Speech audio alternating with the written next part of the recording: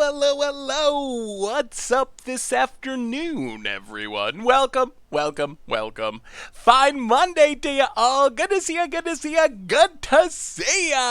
Jen Spencer's, AK Guy, Fletcher the Person, Nightbot, of course, Spirit on the Run, JT Alpha, Wolf, Demonic Wolf, Megatire, welcome to the Fishbowl. Thank you so much for your subscription. Big scoop cheer for our new subscriber. Also, before we got on, Weezers of the Coast, Insane Mudham, welcome you both back to the Fishbowl as well. The Mike Arnold for the 32nd month in a row. Welcome you too. Thank you. Hey, what's up, Mute Sloth? How are you? Saga Dominia, Tranazor, Bean Scrub, the Salmon DX Bundius, Eddie Arson, that's Arson. How's everyone today? I am mostly recovered from a long Pro Tour weekend and excited to play some Yarok. It is Panharmonica Day here with the Neoforms too. We got them all. Zyar for the 22nd month. Welcome you to the Fishbowl. Thank you so much for your subscription. Big scoops here for our new subscriber. Yeah, this deck looks fun. So last week on our stream, M. Jacobs for the 12th month, the 1-year resub. Welcome you as well. Big scoops here for you. Last week on the stream, I promised we'd play Yarok, and then the Magic Gods this morning, I woke up, checked my Twitter, and I had a deck list from someone that said, hey, you gotta see this deck. I took it to the top 4 at the STG Classic this weekend. It's got Yarok, it's really sweet, and I figured that was a sign from the Magic Gods that this is the deck we were supposed to play. So 4-color Yarokamentals, it looks really fun. Demonic Wolf for the 4th month. Thanks for all your great content. Glad to continue to support the show and watch the craziest you do. I appreciate it, Demonic Wolf. Thank you so much. So hopefully everyone's doing well today. We're going to have some fun playing some standard on Magic Arena today. Yaroks, Panharmonicons, Elementals, a little bit of this, a little bit of that. It should be a sweet one. So, yeah. How was everyone's weekend? I was mostly playing... The Zombieland is good. I am tempted to add it because it was good when we played Yarok against the odds, and this deck naturally has a million lands with different names, so it seems really easy to turn on, and it's really sweet with Yarok when you're getting 2. Like, sometimes you just like Risen Reef and Yarok and Zombieland, and that wins the game. Maybe we should just add it in. I think you missed a vowel. The next name is Yarokamentals. Oh, did I type it wrong? I might have typed it wrong. That seems possible. So hopefully everyone had a good weekend. How's your computer? Oh my goodness, much a brew. So I told this story in the video. It seems to be surviving. So I was sitting here at my desk. I was recording. I mulled the 5 against Jund and won. And then when I won, I don't know exactly what it is. Like, whoa! On a mull the 5, and I hit my desk, and it literally knocked over one of the lights for the green screen, and knocked over my computer. It like shattered on the floor. The front came off of it. It was really bad. And then the computer like crashed, and I lost the video. That is I guess the downside of being excitable, but but I turned it back on, and I did lose the video, but it seems to be working. So I think we're good. Spark Double could be sweet as well. Although it's not an elemental, what I think we're going to do with this deck is start with it just in this form, and then we can kind of upgrade and change and tweak as we go along. I really want to play basically this deck, but with Mirror March, even though I know it's not going to be optimal. So at some point as we're playing this deck today, I'm expecting to add some Mirror Marches just because it seems hilarious, even though I don't think it's right. But I think it would be sweet. It would be sweet. Interrupting one of your old videos with a live stream. Oh man, so, well, let's do our reminders. Seth's shirt looks like the static on TV. Oh, does it not?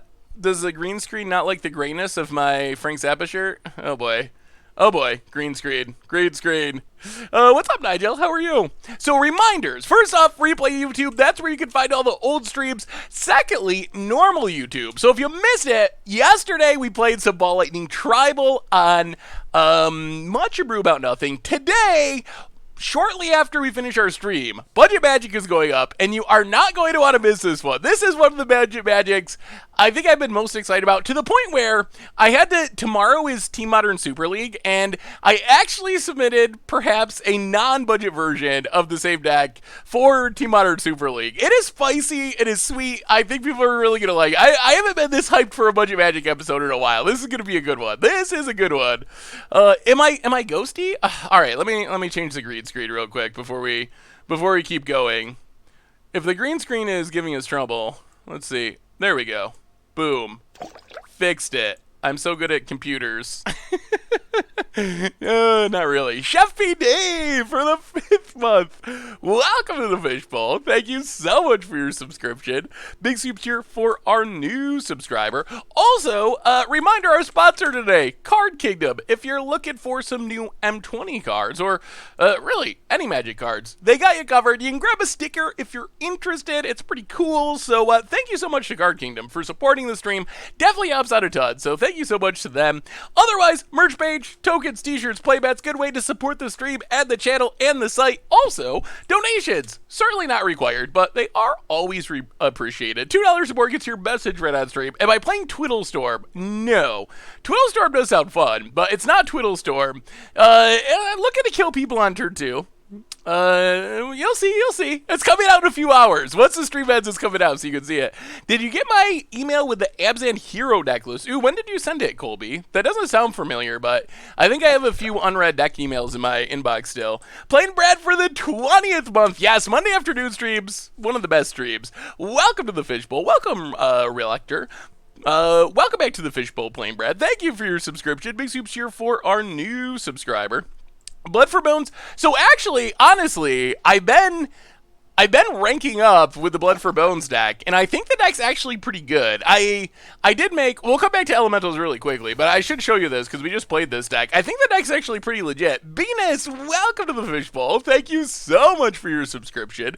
Big soups here for our new subscriber. Do Monday streams do better than Tuesday, Thursday streams?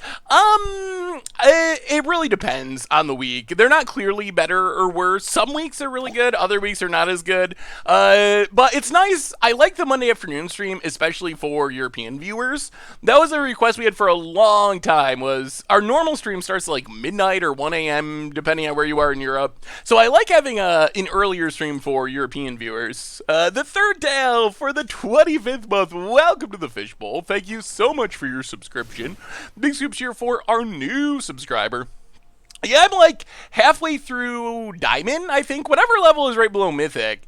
And I've been playing, I switched to Esper Bones, which is almost exactly the same deck, except playing 4 Teferis. But mostly because I realized picking up Agent of Treachery with Teferi is sweet. And it makes it harder to get blown out by counter spells or whatnot with Blood for Bones. Sacking a creature and getting Blood for Bones counter is pretty brutal.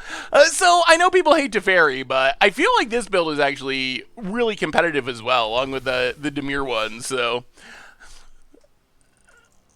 thoughts on Circa Survive? Ooh, wait, what's Circa Survive? Is that I don't know Circa Survive. I'm not familiar with them. I just looked them up on Google and I don't know who they are. Dr. DJ Dragonfire and Battle Lava, welcome to the Fishbowl. Thank you so much for your subscription. Big soups here for our new subscribers. So anyway, let's start playing Magic. Oh, can I make cool basics? I did play through the annoying pre-constructed deck to get my full art basic this weekend. But it's only a forest. I don't even have, this deck has no basics. Oh, that is so greedy. That is so greedy. That's next level greed. Oh, okay. All right, we'll try the no basic plan. So anyway, today, we're starting things off. Is it possible to get a link to the Esper Blood for Bones deck? Ooh, the Red Herring, yes, Red Herring. Spawn Love, that's our new subscriber. Welcome to the Fishbowl. Thank you so much for your subscription. Big soups here for our new subscriber. Yeah, let me export that real quick for you and stick it in the chat.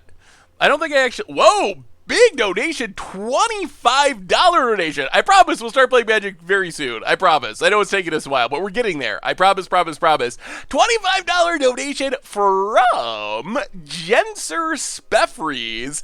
I won some money at my F&M. Thought I would share the wealth. Well, Jenser Speffries, thank you so much for the donation, and congratulations on the F&M performance. That's super sweet. What were you playing at F&M? Esper Bones. Yeah, I think the Demir version is still very good, but I do think that Teferi, it's just such a... I try to build decks without Teferi, but then if you're just trying to be as competitive as possible, it's just such a strong card in a vacuum. So that link is to the Esper version of the Bones deck. That's really cool. Someone did well with it. So today, anyway, we're kicking things off. 4-color Yarok Elemental. So this deck is super sweet. So we're an Elemental deck. We got our Risen Reefs, we got our Omnaths, pretty typical Elemental stuff, Leaf Kindred to ramp into them, but we're going into 4 colors to take advantage of Yarok the Desecrated, our Panharmonicon Elemental. So Yarok, it's insane to this deck. It doubles up Risen Reef, it doubles up the damage from Omnath, it doubles up the card draw from Omnath, it doubles up the card draw from Cloud Concealer. So that's kind of the core of the deck. If we could, for example, what I want to do, one of the things I want to do, Yarok, Risen Reef, play Scampering Scorcher, that's going to give us double Scampering Scorchers, so that's going to be 6 elementals, each of those are going to double trigger Risen Reef, so that's going to be 12 Risen Reef triggers, which is just absolutely insane. We're probably going to deck ourselves. We have Cavalier of Thorns, Cavalier of Gales, and we're going to enter the battlefield elementals. We have some spice in Thunderkin Awakener, which can get back Cloud Concealer, can get back Risen Reef, can get back Scampering Scorcher along with its token friends. Lava Coil for removal. Neoform just kind of holds everything together. Bat Boss. Oh yeah, you're right. There's 2 tokens in the natural one. Good call. It is 5 elementals, but still 10 triggers, 5 elementals. That's still pretty good. Bat Boss, welcome to the Fishbowl. Thank you so much for your subscription. Big soups here for our new subscriber. Neoform holds it together. We can like sack Leaf Kindred or whatever to get Risen Reef. We can sack a Scorcher to get a Yarok, move our way up the curve. Then we get our stuff back with Thunderkin Awakener. Mana base, it is a pile of dual lands of every color, no basic lands. Sideboard, Veil of Summer, Ether Gust, so some color hate, more color hate actually with Fry. Entrancing Melody for removal, Flame Sweep to sweep away our opponent's board, negates for the control matchup. And that's what we're playing. 4-color Yarokamentals, and we're going to start off with this. We might do some updates. Yeah, I was thinking Unclaimed Territory as well. It is bad with Neoform, but that's about it. Otherwise, it's pretty reasonable. I kind of want Zombieland too. Zombieland would be great. Zombieland is so good. Like, it's probably brutal with our mana, but yeah, all right, we'll add a Unclaim. Let's start with this, but we will make changes. We might add Mirror March at some point because I don't think it's the most competitive plan. But picture what we were just talking about. Picture instead of just Risen Reef, Scampering Scorcher, Yarok, picture that with a Mirror March on the table. We might literally draw our entire deck, like with 1 card with Mirror March out. So we probably got to spin the wheel just to see what happens. Have I seen the trailer for Zombieland 2? I have not. Zombieland 1 was sweet, if I'm remembering it right. There was like a bunch of zombie movies. What was the one with Bill Murray? Was that Zombieland, or am I thinking of a different one? I like that one. There was like the cultural craze of zombie movies for a short period of time. Swap out. Yeah, okay. Yeah. That's Zombieland. Yeah, I like Zombieland. That was one of the better zombie movies, I think, in my opinion. All right. And we have the cat now. I drafted a bit and earned enough gems that I could buy the pass, so I bought the Mastery Pass, and I think it's worth it. I was at like level 40. Zombieland double tap trailer is awesome so far. I have to look it up. My beard looks super fresh today. Well, thank you. I try. I got to keep up with Vince. I mean, not that that's hard, because Vince's beard, not all that impressive, but I don't want him to get any ideas about his beard being better than mine. Still trying to force, but isn't legendary if it's a permanent into this deck. Ooh, yeah, I could see Spark Double. We played Spark Double. Well, this hand. Thunderkin with no help. Working towards Cavalier. We're going to keep it. Whatever. I don't like mulliganing that much in Standard. Blue Cat, Superior Cat. Yeah, I don't have the Blue Cat yet. I have the... Oh, my cat. Your cat, this is the first I've really clicked a cat. It's nice when you click your own cat.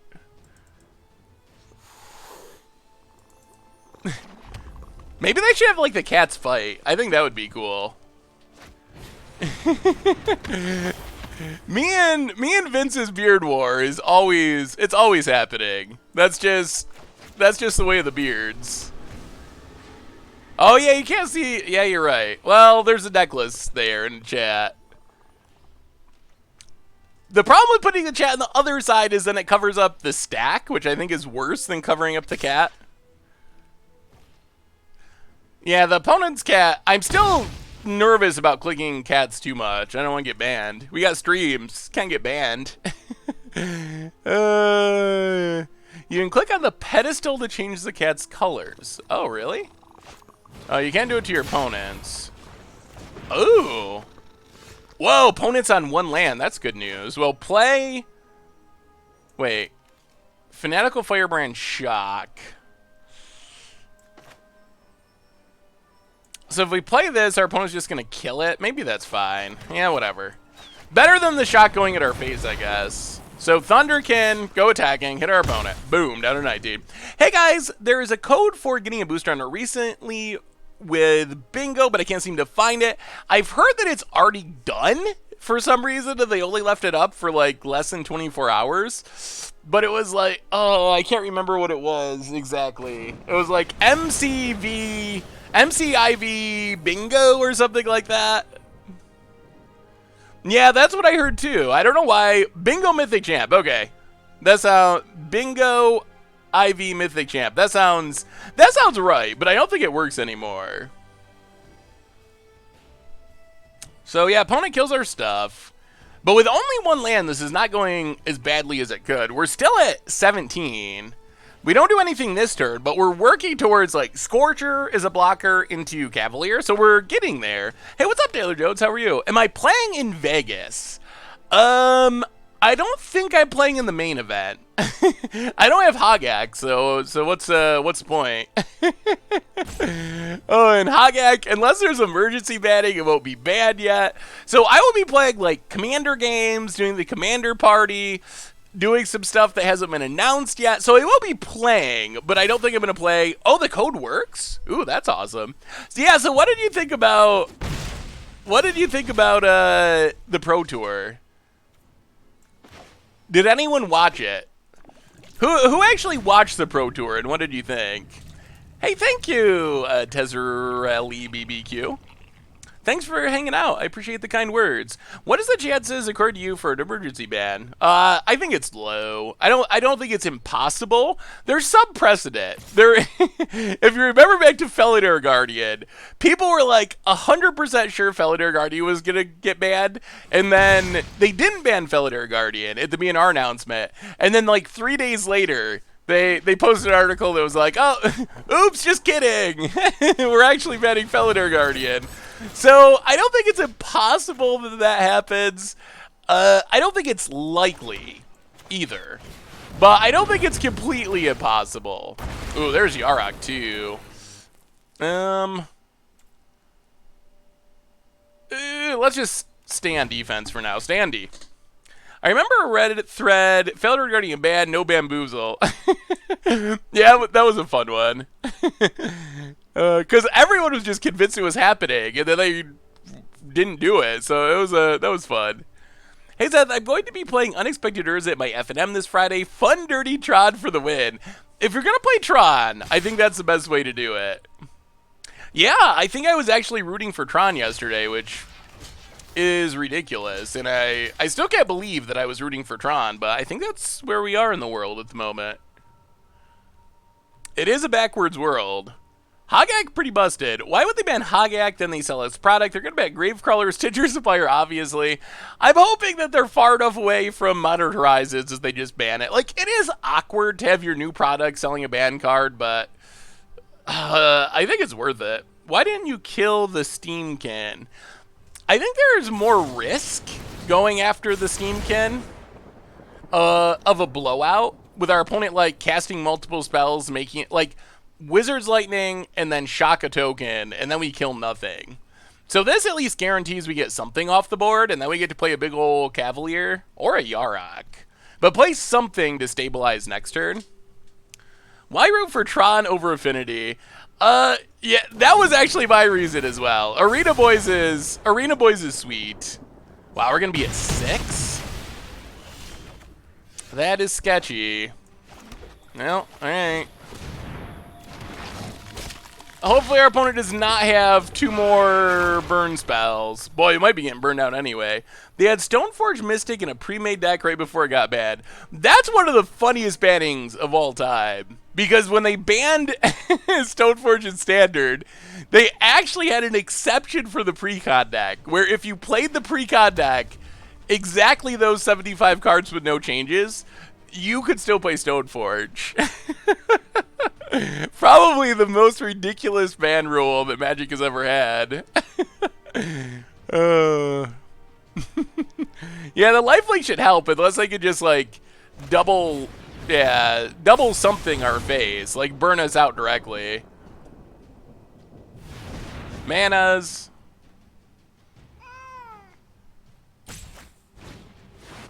Frenzy. Okay. Well, we're not dead yet, thankfully. We are at 4 and they have a Frenzy, though. Ooh. Alrighty, then.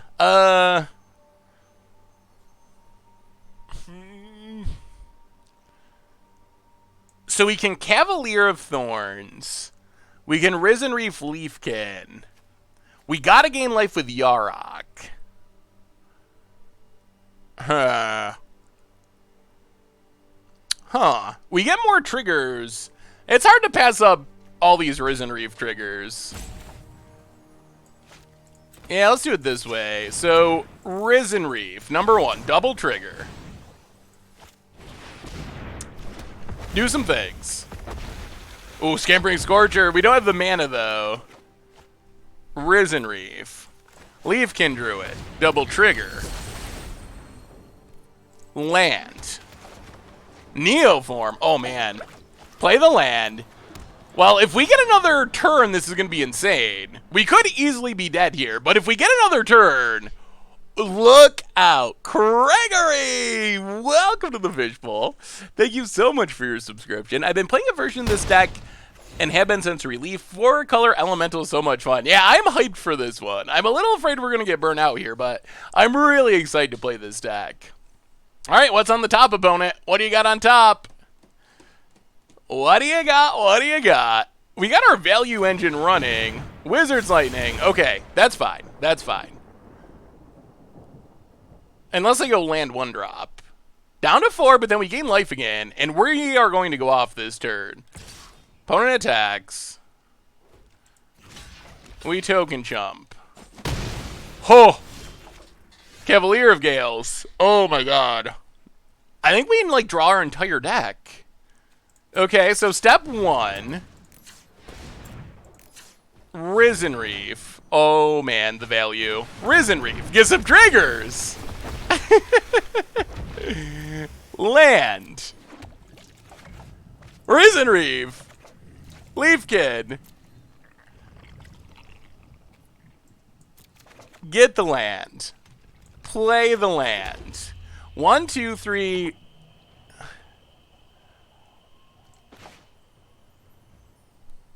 Scampering Scorcher.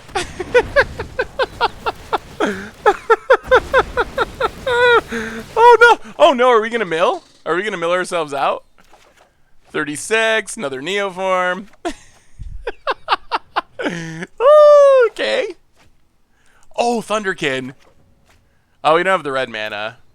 Yeah, we probably should have left up red mana, I guess. Another Yarok. Land. Double Scry. We'll keep the land on top. Yeah.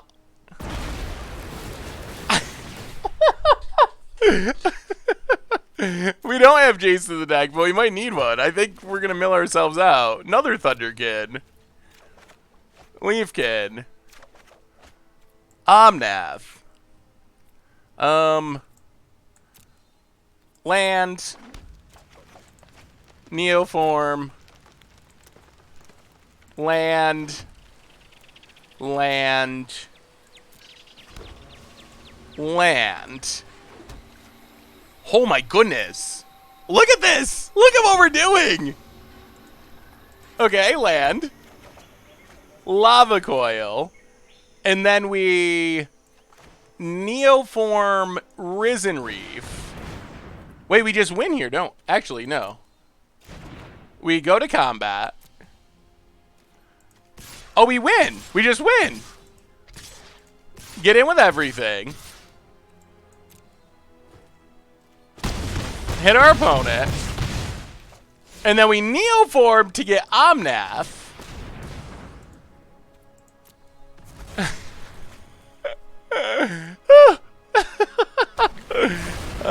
To the face! To the face, I say! And we'll kill you too. Rub it in. Wow! Okay, this deck might be sweet. 50 cards in our deck! Opponent's got 3 lands! Oh! Whoa! Whoa! Whoa, whoa, whoa, whoa! That was pretty impressive. Good God! Okay. Well, we can bring in the 2 Ether Gus. Risen Reef is busted! Oh, maybe we can't play Mirror March because we're just gonna mill ourselves out. That was fun. That was fun. You probably shouldn't be able to do that in Standard, honestly. It's probably not fair or correct. So what are we cutting?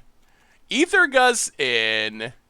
Wow, now I am really afraid of milling out. That is an actual concern. Yeah, playing in a paper would probably not be the easiest. Riven Reef is the most broken card in Magic. It might be one of the most powerful cards in Standard. That is for sure. What else can we... Flame Sweep? Maybe? Negate? What else do we want sideboarding? Does Jace make sense? Because you could mill yourself. Possibly. If we can get it on the battlefield ahead of time, the mana cost is a little tricky. Melody might be worth it too. I could see, it seems like Thunderkin is going to die a lot. I could see trimming, maybe something like that. A little more removal. All right, give it a shot. Flame Sweep might be worth it too. What is the bingo code? I probably gotta remember that. No Mirror March yet. We might add Mirror March. Although, I think then we definitely mill ourselves out.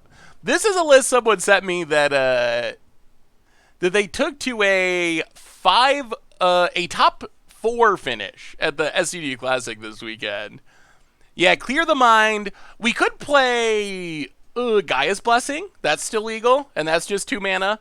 We could build around milling ourselves out. Biggest sleeper from M20. Ooh. That's a really good question. We have a new donation. I will get back to that one. From Dragonarith. And yeah, we'll keep this. Yarok is my favorite Salty card ever printed, so naturally I'm playing him in Standard. Here's a clip. Ooh. Whoa. That looks like a sweet Yarok deck. Ooh, some Mirror March. That's like a non-elemental version, but that looks super sweet, Dragonarith. Thank you so much for the donation. Definitely appreciate it. Thank you. I still want to hear what all of you thought of the Pro Tour, too. I'm curious. So, sleepers from M20.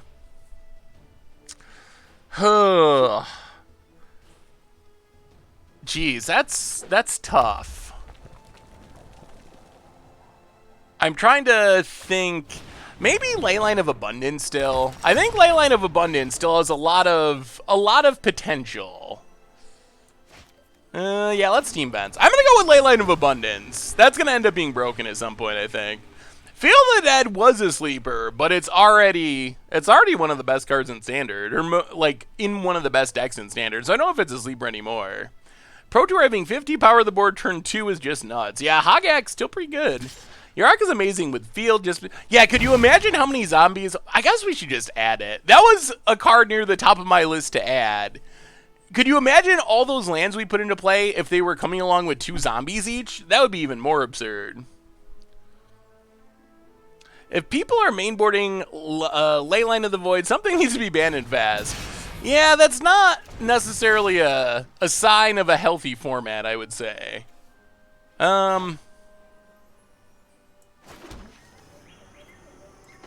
let's just kill this. If we run out of creature, it gets lava coiled. Might as well strand these 2 cards and ruin their light up the stage. But winning more is the best kind of winning. Didn't watch PT. The Hogak deck tech on the metagame slide was funny, though. Yeah, the, the metagame slide was basically a Hogak deck tech. Bone it. Getting in for one? Getting in for one? When you're Fanatical Firebrand. All these years of suffering through Rest in Peace, Ley Lines, and Legacy Containment Priest, super on board with their new Hogak Overlords. Yeah, I mean, I guess I could see that side of it.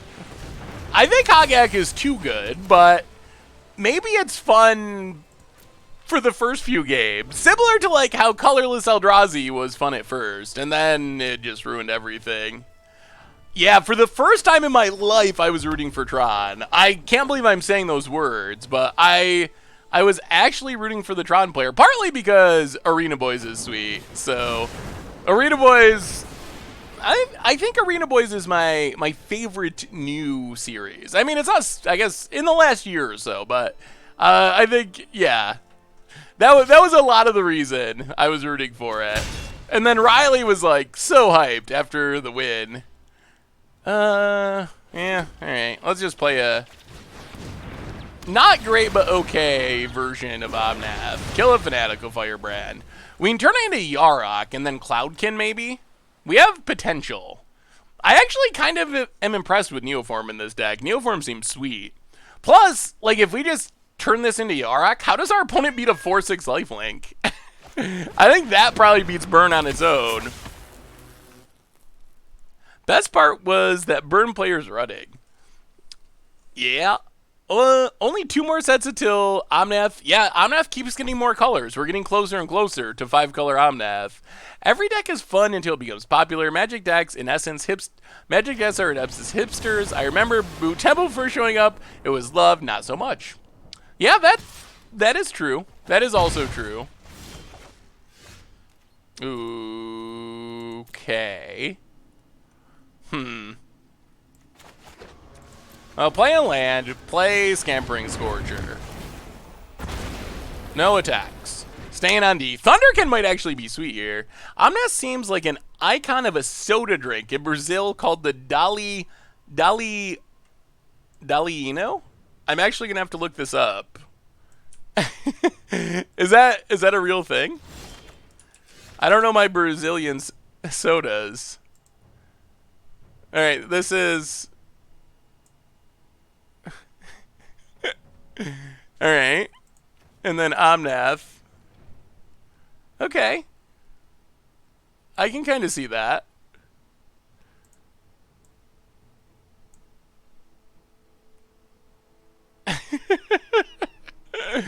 All right. Yeah, I think that's pretty true. It is Dalino.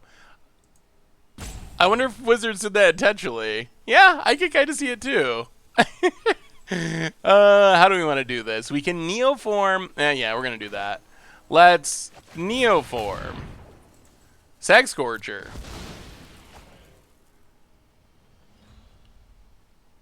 And they scoop him up. Hey, what's up, Terry? How are you? Oh, so tomorrow is Team Modern Super League. So we're doing our normal stream, but probably end it a little earlier than normal to do Team Modern Super League. So get Yarok, play Cloudkin, draw some cards. This deck seems sweet. First time watching the stream, thanks for everything you do for Magic. You're the only content creator who reignites my passion for Magic every video. Well, thank you so much, Twist Stream. Thanks for hanging out in the stream and for the kind words. Draw some cards. Hey, what's up, D. Carmona? How are you? We need a black-red scoop meme token. Ooh, that would be sweet. Super League is streamed. It is streamed on the official Wizards channel. I play with Pleasant Kenobi, probably better known as the guy with the worst beard than me. Corbin Hostler, who you might know does coverage in Brainstorm Brewery, and streamer extraordinaire Caleb D. Yeah, we got some. My deck is fun. I mean, we got some sweet decks. Some of them are like a little predictable, but oh, my deck is so sweet. Groot is my cameraman for the 9th month. Thank you so much. Welcome back to, oh my God, welcome back to the Fishbowl. Thank you so much for your subscription. Scoop them up. Big scoops here for our new subscriber.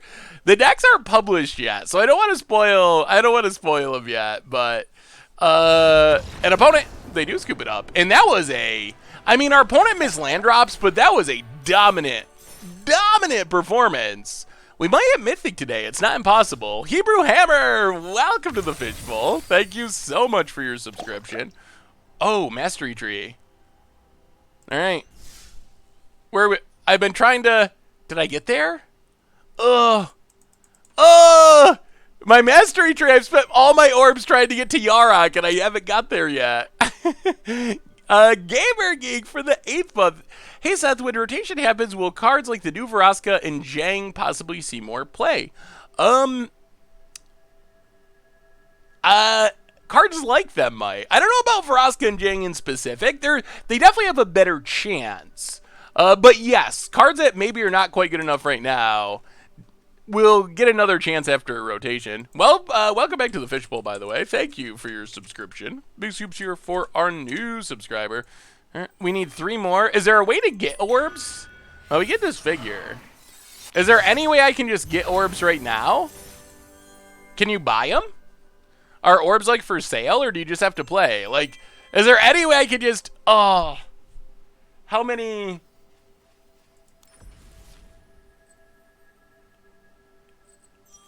Oh, I can't buy the plus whatever anymore. There are lots. Are they in the store? You can't buy levels anymore, I don't think.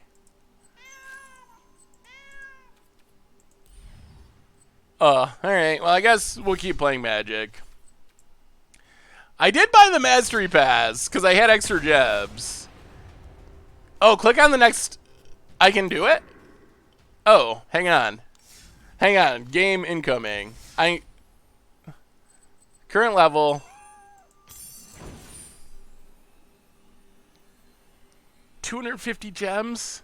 Wait, is that a mastery? Level up your elemental cat. How many do I have to go until I... Oh, that's a lot of levels. That's a lot of gems. I don't even have enough. Alright. Alright. I need 2, so I'd have to get to here? I don't have enough gems for that. We have it. Well, let's think about it. Maybe we'll earn more gems by playing. Although I don't think it works that way. We have a new donation from the Coop De-Doo. $5 donation. Long-time listener, first-time caller. Been watching your YouTube videos for at least the last year and a half. I absolutely love your content. Also, here's my version of 4-color elementals with 1 finale. Ooh. Well, thank you so much for the donation, the Coop De-Doo. And thanks for watching. And 4-color elementals. Let's just play the Scryland. Thunderkin is kind of sweet in this hand. Let's keep it. They're gonna kill our stuff, then we can get it back. That looks sweet. That looks kind of... Ooh, Overgrowth Elemental is spicy. Finale of Revelation. Yeah, I wonder if we want a way to take advantage of... A way to take advantage of all the lands we get on the battlefield. Like, it could be worth having something big. So, Hogak is everywhere, MC4. What does everyone think will get banned this time? Ugh. It's gotta just be Hogak. It's gotta be. You get an orb with the cat? Ugh. We're so close to doing it. Well, land, Risen Reef. We're also pretty close to dying to Feather. I don't know how the Feather matchup goes. Probably poorly, I would assume. I wonder about Faithless Looting being banned. Standard Knights. Knights got Knight of the Even Legion. There is Feather. No blocks. Well. Breeding Bull Omnath. Kill this. Can't kill the Feather, though. Get a land. Counter on Omnath. But how do we actually get through... No attacks. How do we get through this Feather? Feather's so brutal if you know every removal. Reckless Thought Mage for the 3rd month. Welcome to the Fishbowl. Thank you so much for your subscription. Big soups cheer for our new subscriber. Ooh, Grixis Throws. I would love to see Grixis Throws Bailey Gaming. That sounds sweet. Fling is a cool... there's the Reckless Rage. There goes Omnath. Yeah. Feather's a deck that, it's like a little bit cool, but I'm glad it's rotating because it plays in an annoying manner. It keeps a lot of pieces, but I'm not sure it'll be as annoying without Reckless Rage. Reckless Rage is a card that makes it really obnoxious. Well, Cloud Concealer, trigger.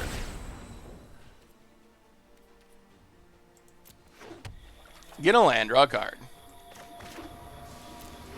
Cloud Concealer. Get a land. Our value plan is working, but we're dying to feathers. We can't even like... Wow, our value plan is working so well, but I think it's too late. Yeah, Altar isn't really played anymore. Without Bridge from Below, Altar doesn't really do anything. I think the Feather deck would have to be more of like a fair combo-y deck if it didn't have access to Reckless Rage. And I think that would make it struggle more. Yeah, opponent's going to kill all of our stuff. To the bottom. Yeah, repeatable, if they have to actually fight, it becomes a lot less effective. Reckless Rage is just like repeatable Swords to Plowshares almost. Real question, are they going to unban Bridge when they ban Hogak? I would be shocked. I don't really see any reason to... I can't block that? Why can't it?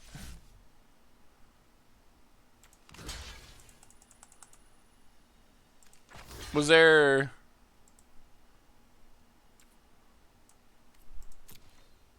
Why can't I block this? Oh, it's not attacking. It looked attacky. Alright. Block that. Well, we killed a Feather. That's good. Opponent gets back all their stuff. Well, play Temple.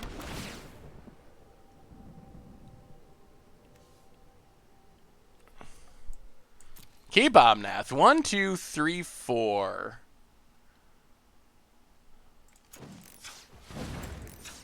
Well, play Scampering Scorcher.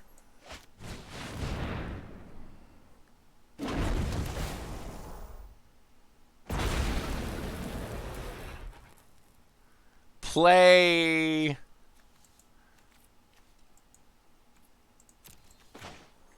Thunderkin Awakener. We're gonna die to God's Willing, though. That's the problem. Play Thunderkin Awakener.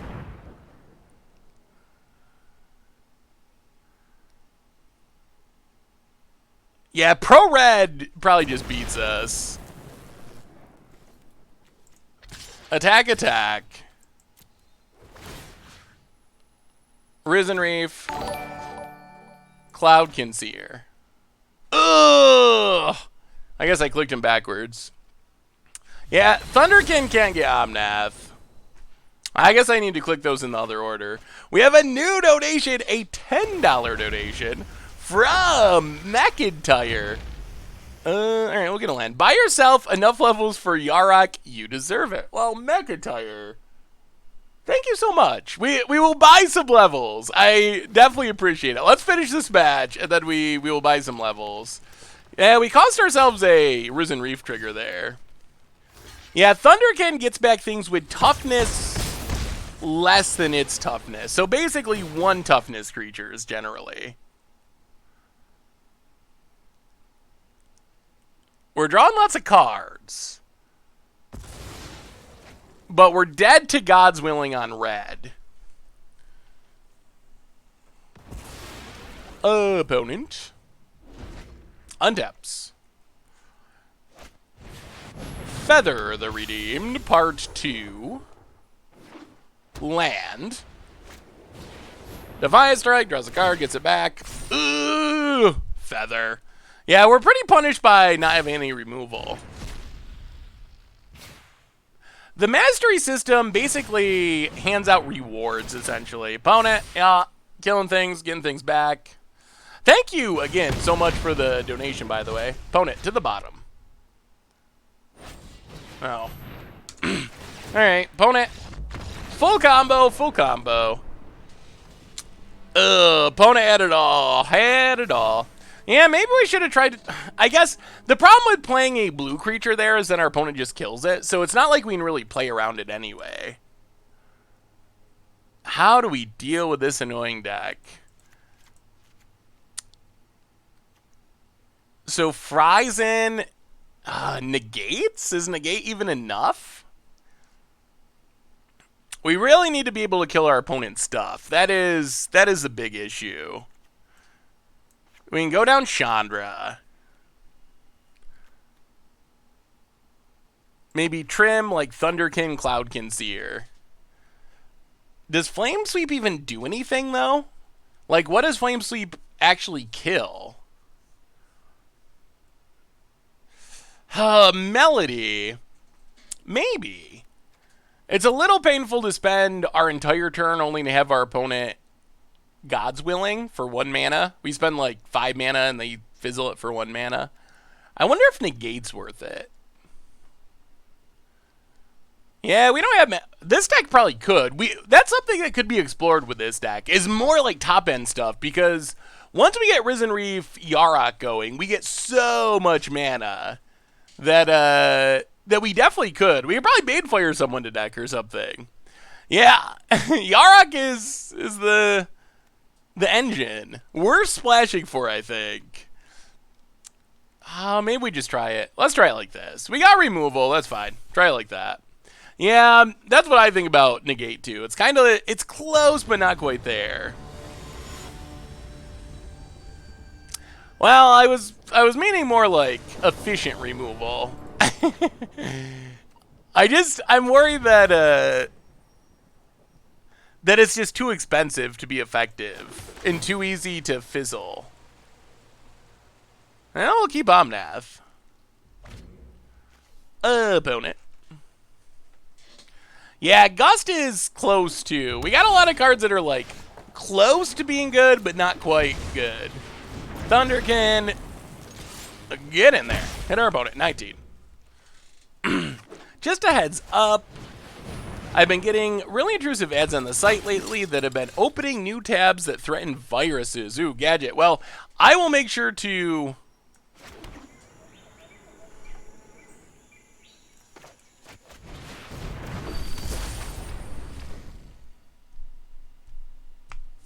I'll make sure to pass that along to Richard. Yeah, I know there's been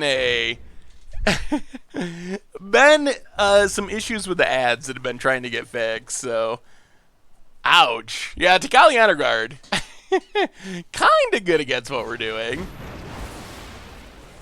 I mean, I guess the good news is I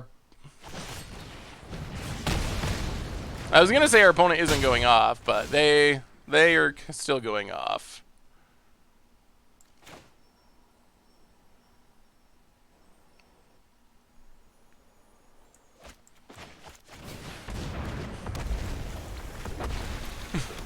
Come on, removal! Come on, removal! Opponent plays a land.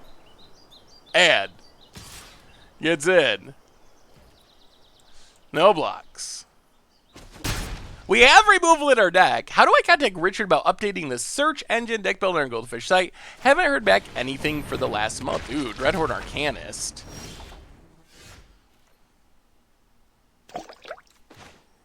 All of this would be so much better. Like, this hand would be good if our opponent wasn't going to town with Takali Honor Guard.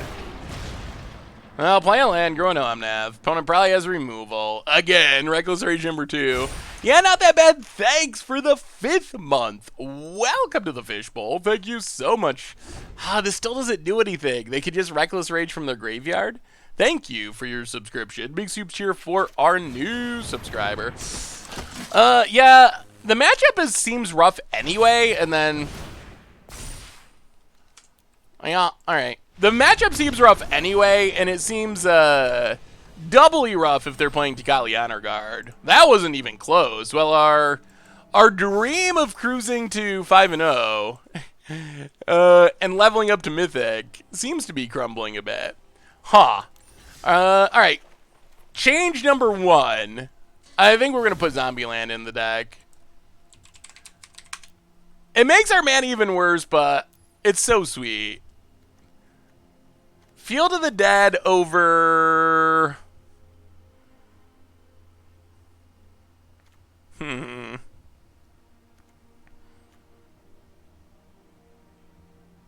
This mana, we have so many lands. Alright, 1 Field of the Dead. Blood Sun in the sideboard to fight other Field of Ruin decks.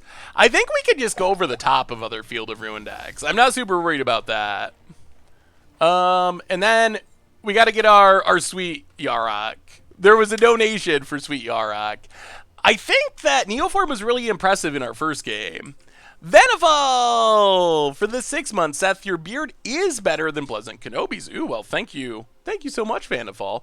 A quick reminder, while I'm making sure my credit card information doesn't come up on screen. Our sponsor today is Card Kingdom, and if you need some sweet, sweet new Core Set 2020 cards, you can snag them over at cardkingdom.com. So thank you to them for supporting the show. And click. Gems purchased. Okay. Oh, that's good. I guess it doesn't actually show your credit card on screen. So yeah, thank you to Card Kingdom. We got some stuff. I think this is the best value, and I hadn't gotten it yet, so I think it's worth picking up the 3,500 gem thing. It's actually priced even cheap. If you haven't bought it yet, it's a one-time thing, and it's actually cheap. It's actually cheaper than buying gems at their full price. Or in like the 20,000 gem bundle. All right, so let's do it. Yes. All right, that's a mastery orb.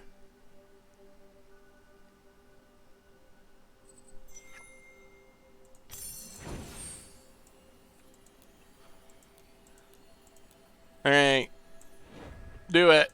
Mastery orb number 2 and a bunch of useless packs and some gold. Okay. Let's get our Yarok. So we got to get Legion's End first. And finally, beautiful Yarok. Thank you again for the donation to get it. And now we need to put Sweet Yarok in our deck. And I think there's probably some competitive advantage. I bet it intimidates opponents. That is a good looking Yarok. And we got a good looking Risen Reef too to go with it. Lava Coils. Alright, now we're good to go. Now we're good to go. Why are the packs, they're not useless for most people, but I spent a bunch of money to get all the cards I need for videos, so all my M20 packs are now gems and dust. So I literally have no more, I don't think I have any more cards I can open from M20. What would you say is the quickest way to gain wild cards? I want to build this deck. Ugh. Well, wild card's good. Up to 425 in the vault. Spending money is the quickest way. As far as otherwise, it's just making sure you hit your rewards. Playing enough to hit every reward you can. Drafting is weird. Drafting isn't good for getting wild cards, but it is a good way to build a collection. So since so many elementals come from Core Set 2020, drafting / rare drafting M20 is a pretty legit option. Most powerful card on MTG Arena is the credit card. That's kind of true. And I like to leave it visible, just so I know how much I have in there. And now I'm kind of just letting it keep going. I'm afraid it's not really possible to avoid spending money on Magic. I think that's somewhat true. I think it is possible on Magic Arena, but you're not going to be able to just play whatever sweet deck you want very easily. Yeah, Elementals aren't too bad, really. Alright. Opponent's playing Band Manipulation, I assume. Well, let's start the fun. Risen Reef. Into a land. That's good. Oh, man. Yarok for next turn to double up? I love... Okay, opponent has a Risen Reef. The problem for our opponent is our Risen Reefs are going to be better than their Risen Reefs. Much better.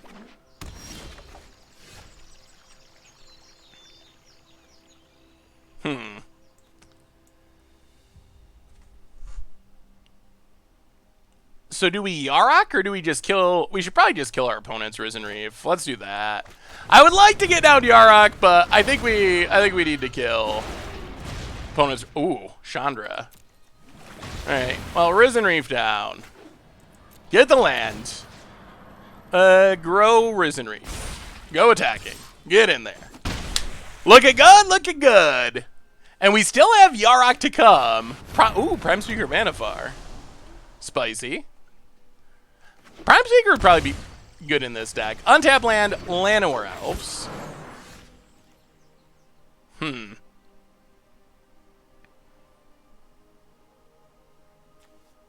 Ooh. Oh, this is a sweet line. All right, so we get to Neoform Omnath into Yarok, and then play another Omnath to kill everything except Prime Speaker? I think that seems good. Either that or we just play Chandra and kill Prime Speaker. Yeah, we'll have to play some Vanavar Pot again at some point. We got some sweet updates. Yeah, I think we're going to go for it. So, sack Omnath. Get Yarok. Double trigger. Our super sweet new Yarok. Omnath and land. Play the land. I guess we could just double up on... Yeah, maybe we just hit Prime Speaker twice. That probably makes the most sense. Draw some cards, and we are going to town. Yeah. Go attacking, hit our opponent, and this is what our deck can do. Caesar, welcome to the Fishbowl. Thank you so much for your subscription. Big soups here for our new subscriber. Yeah, Yarok does look a little Stranger Things-esque. Hey, what's up, General Chow? How are you today? Glad to have ya. Can you smell what Yarok's cooking? Another Risen Reef. Opponent. Settle down there, opponent. Settle down. Oh, God. Okay, how can we do the most damage this turn? Neoform Risen Reef into...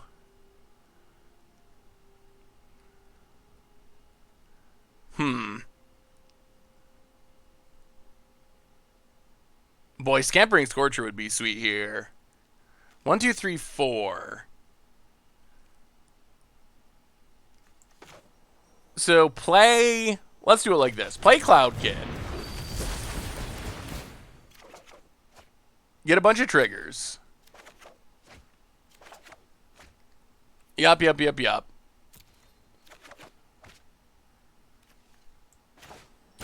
Play a land. When the back... And opponent, they're just done! They're just done!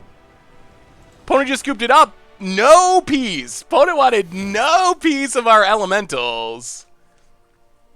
Yeah, I was kinda rooting for Tron this weekend, oddly. Yarok looks like he's the one who farted the Death Cloud in Mirrodin. Yeah, I don't even know what Yarok is. Sweet though. What's the most popular musical genre for Zendikar? I don't know. What is the most popular musical genre for Zendikar? I never thought I'd see the day when I was rooting for Tron. I really didn't. I didn't think it was possible, but yesterday was the day. It's the lesser of evils compared to Hogak, that's for sure. Let's Entrancing Melody. And Ether Gust. Do a little bit of trimming. Trimming. And run it like that.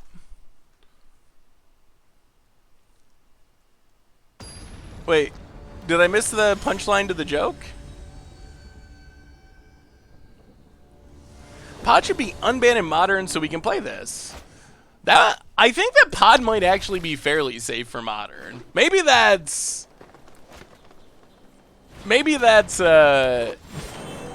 not actually true, but it kind of feels that way with how fast and broken Modern is. Like Pod, Splinter Twin, like, can it really be more busted? I just saw a deck tech about disappearances. Why would you run Thirst for Knowledge instead of any card to fill the graveyard? Yeah, basically card draw that fills the graveyard. It is a little bit of a weird choice. Yeah, rock and roll. That's a good one, Cocos. Hogak should have had Annihilator. That's probably less true. Opponent's going off.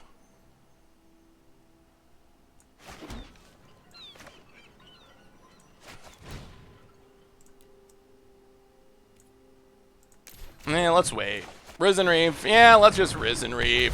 What's the worst our opponent can do? Get a land. Pass the turn. Everything should have Annihilator. You've probably explained a few times about what's going on with the schedule change. Well, Big Dog, the basic idea was to get the videos at a easier to watch time for everyone. The idea was normally the major gameplay series, like Budget Magic Against the Odds, go up at 11 o'clock Eastern time, which was late for some people. So I was trying to get it at a time when everyone could watch it. So far, the feedback is still being gathered. So if you have thoughts about it, the main plan is to have the big gameplay videos go up in the afternoon Eastern time, like 2 p.m. in the afternoon, rather than at 11 at night. But during the weekdays, and then on the weekends, have them go up earlier in the day. The one exception is Budget Magic. Everything else goes up at 2 Eastern time now. Budget Magic, the first week we did it, it was also at 2, but that's exactly when the stream's happening, and people had to choose between the stream and Budget Magic. So now it's going up right after the stream ends on Mondays. But I'm definitely interested in feedback on it. All right, what do we do now? Well, I guess we just Risen Reef. I guess we just try to go toe-to-toe with Vanifar value-wise. Draw a card. Draw a card. Sulfur Falls. Thunderkin Awakener. We could use a land or two here. All right, there's a land. Scry. Keep the land. Put it on the battlefield. No attacks. Can we just outvalue Prime Speaker? That's the question. I'm the Jeskai player from the Classic. I recognize this list too. Yeah, the person who played the list at the Classic messaged me and said, I know you love Panharmonicon and Yarok. You should play this list. And we're trying it. We're changing things here or there, but in general, we're trying it. I tried to copy your first Yarok deck. I had to cheat and use Spark Doubles to make this make up for the second missing Yaroks. And Agent Treachery said to use Command the Red Horde and heal lands, and it just got so many scoops. Yarok is easily one of the most broken cards in Arena. Yeah, if you can go off with Yarok, it is pretty impressive. Yeah, Prime Speaker would be good on our side of the battlefield too. Wow, opponent did not activate? Huh. 1, 2, 3. So we could spend our turn stealing Vanifar. Or we can just go Value Town. Failure Town sounds really fun. I kind of want to just do that. We can just play like 2 Scampering Scourgers. Yeah, what's the worst that could happen? Oh, that is 6 Risen Reef triggers. Oh, this deck. Ooh, Omnath too. Entrancing Melody. There's a land. Leafkin to the bottom. We'd rather just hit lands. We are going off. Did CFB fire Paulo or did he resign? I have no idea. I was surprised to hear Paulo say he wasn't working at CFB anymore. I've just always associated him with CFB. Well, get rid of the Vanifar. Get some more triggers. And now we get to put stuff in the graveyard to get back with Scorcher. Oh, yeah, I don't know. I heard Paulo say he was still making content and he's still going to write articles. Sigris also left? Yeah, did he really? I hadn't heard about Siggy. Those are 2 like really great players and good content producers. Oh, is this did you send me the list on Twitter, Tedda Boy? It's the list from the Classic. If it's your list, then you probably sent me a message on Twitter, because I got a message on Twitter, I believe, from the person that played it. That's what they said, at least. What are we discarding? Yeah, let's just go Cloudkins. Discard the... Man, we're going to be on the mill ourselves out plan again, too. Yeah, it's super fun, Tedda Boy. Ooh, all right. Now, opponent's staying alive-ish. The bad news for our opponent is we have Thunderkin Awakeners and we have Chandras. Plays a land. Now, play Thunderkin. Go to combat. Attack. Get back Risen Reef. Get a trigger. Draw Omnath. 1, 2, 3, 4. All right, play Scampering Scourger. Get a bunch of triggers. Oh, here comes the zombies! An opponent! Done! What are your thoughts on the unofficial Oathbreaker format? I am excited to try it out. It seems like it could be pretty sweet, and it seems sweet enough that I am interested in testing it out. And I'm hoping to at GP Vegas. That's on my GP Vegas list. We're wrapping up. This week is our last Commander Clash recording of the season. So I'm hoping to get a in Vegas Oathbreaker between season game. Is this deck rotation proof? Very close to Nuggets. Some of the lands rotate and will have to be replaced by whatever lands we get in the fall set. But I think that, looking at the deck list, there's not much else that rotates. I think it's just lands. Vorse Claw's Teamer Elementals budget. Oh, Vorse Claw. I mean, I guess it is budget friendly. Still, I don't know about Vorse Claw itself. Doesn't really strike me as a constructed staple, but hey, land go. Is this Feather again? Are we gonna keep getting wrecked by Feather? Oh, okay. Some sort of super frenzy deck. Well, land on Elemental. Leafkin. Go. Is it me or does Omnath get new color every time he shows up? Yeah, it kind of looks like that. Opponent. Teferi Time Raveler. El Bouncerino. Draws a card. Gets in.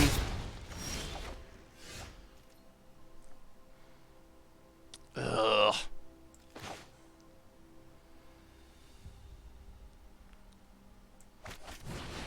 This doesn't feel great, but I think we gotta kill Teferi. Get in, kill Teferi. Keep the Planeswalkers off the battlefield. What are your thoughts about humans after the Mythic Championship? They had a pretty bad performance. I think while the meta is what it is, I don't know if humans are one of the better decks to play. Obviously, it's modern, and you can play anything, and that's part of the appeal of modern. But I think I would rank...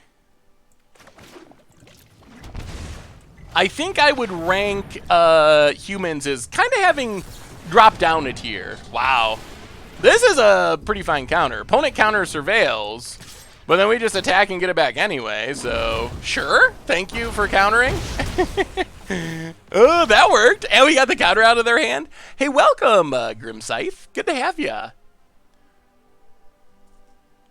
Opponent gets in. That's suspicious. I mean, I guess we'll kill it. They must have another one in hand. Opponent. Deafening Clarion. And tap land. Ooh, there's our Field of the Dead, too.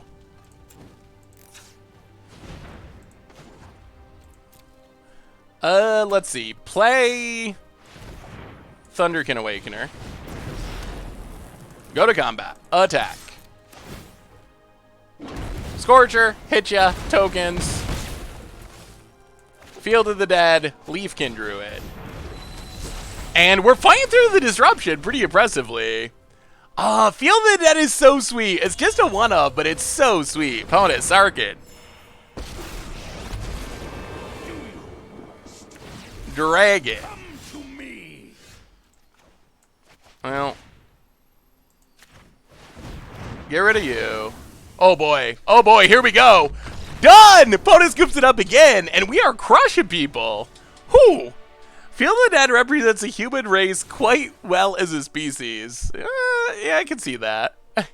Oh, this deck has been sweet. It has been super sweet. We haven't even been mirror marching, and it's still been super sweet. Well, this feels like a negate matchup. And probably a Fry matchup, maybe? It doesn't hit all their planeswalkers, but maybe it hits enough. Yeah, this deck generates a lot of value. That is for sure. Omnath is my son Logan's favorite creature. Thank you for costing me a bunch of money getting him this deck. Aw, my apologies, Cold Snap, but it is a sweet deck. A pretty fun one. So if you're going to spend money on one of them, have you tried brewing something Reanimator-ish with a package of Pelt Collector, Unearth, and stuff like Rotting Registar, the Skelemental? We've played Unearth decks, but not with Pelt Collector and Rotting Registar. So we've played a couple of different Unearth decks, but there's probably more that can be explored there. It's really cool to have a stream at the time I'm awake. I'm normally sleepy when we're on. Yeah, the Monday stream is the convenient afternoon stream. At least for some people, it is the most convenient of the streams. Which is one of the reasons I like it, and that I wanted to make sure we did it when we were adding a third stream. Isn't Veil of Summer against Control? I don't know if it's good against this Control build.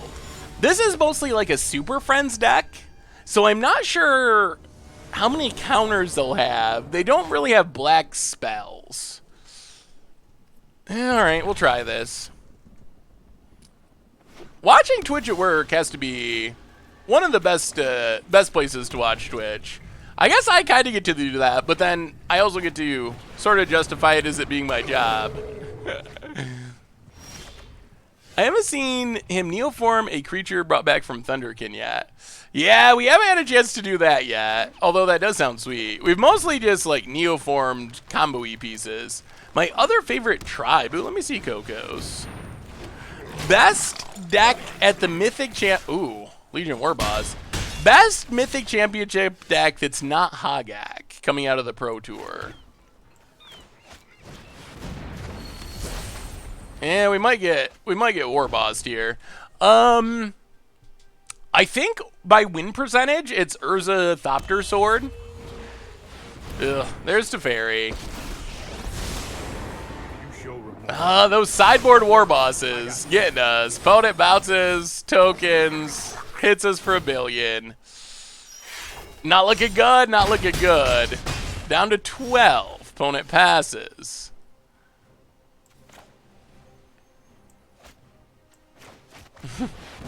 Cloud Conceer. Field of the Dead. Discard Risen Reef. Yeah, we're just too slow here on the draw. First time ever watching your content for years. Hey, welcome to the stream, Hotbox. Glad to have you. Thank you so much. Boat it. Sarkin. Yeah, I think we're dead. To the skies. Huge attack. Well, Legion Warboss is a card.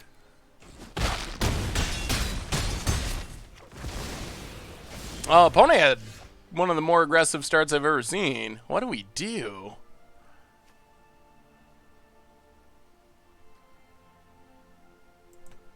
Yeah, I guess they got us. Well, that was a really fast start and a slow start for us.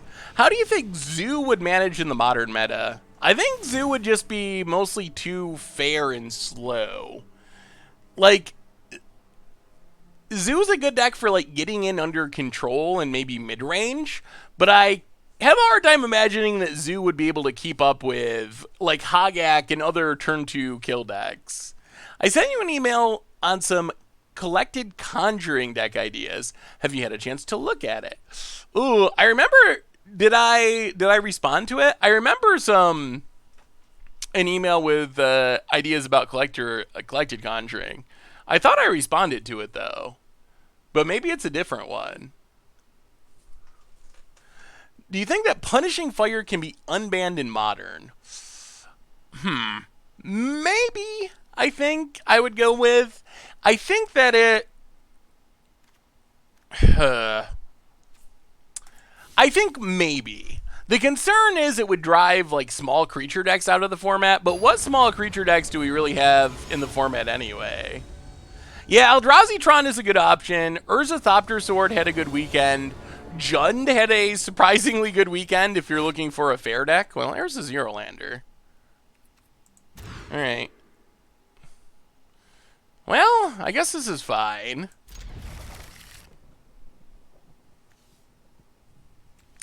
We don't really have a way to deal with Legion Warboss, if that's what our opponent's doing. Ugh, Leafkin to the bottom. So slow. Clerics look sweet. Coco's Homebrews. Well, playing the land. Pass the turn. Oh, fingers crossed for no Warboss. Flibblethip draws a card. Well, round Catacombs. Go. Yeah, Warboss just beats us. Hey, what's up, Merriment? How are you? You can always email me, saffronolive@mtggoldfish.com. You can also put lists in the chat, although they tend to... We look at them on the stream, but then they tend to kind of disappear after that. But in the email, they're more likely to get saved. For you, Jund, is Jund tier 1 now? What do you think about the deck? Yeah, I think Jund is a top-tier deck. I mean, I guess it depends on how you define top-tier. My opinion is right now, tier 1 or tier 0, I guess, is Hogak, and then everything is behind that. But discounting how far ahead of everything else Hogak is, I think Jund is solidly in the next group of non-Hogak decks, top decks. Why wouldn't I expect any other deck from you? I mean, I do like my Penharmonicons. That is confirmed. Well, Stomping Grounds, Thunderkin Awakener. Get in there. Hit our opponent. Pass the turn. How does it feel to be a bully at Commander Clash? Am I the bully? Have I Commander Clash for so long that I'm the bad guy now? Alright.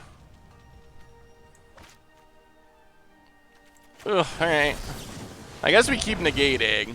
We really need a creature. We need a creature. We need a threat. Opponent gets in. Well, Cloudkin is better than nothing. Cloud gets here, draw a card. Ooh. Huh.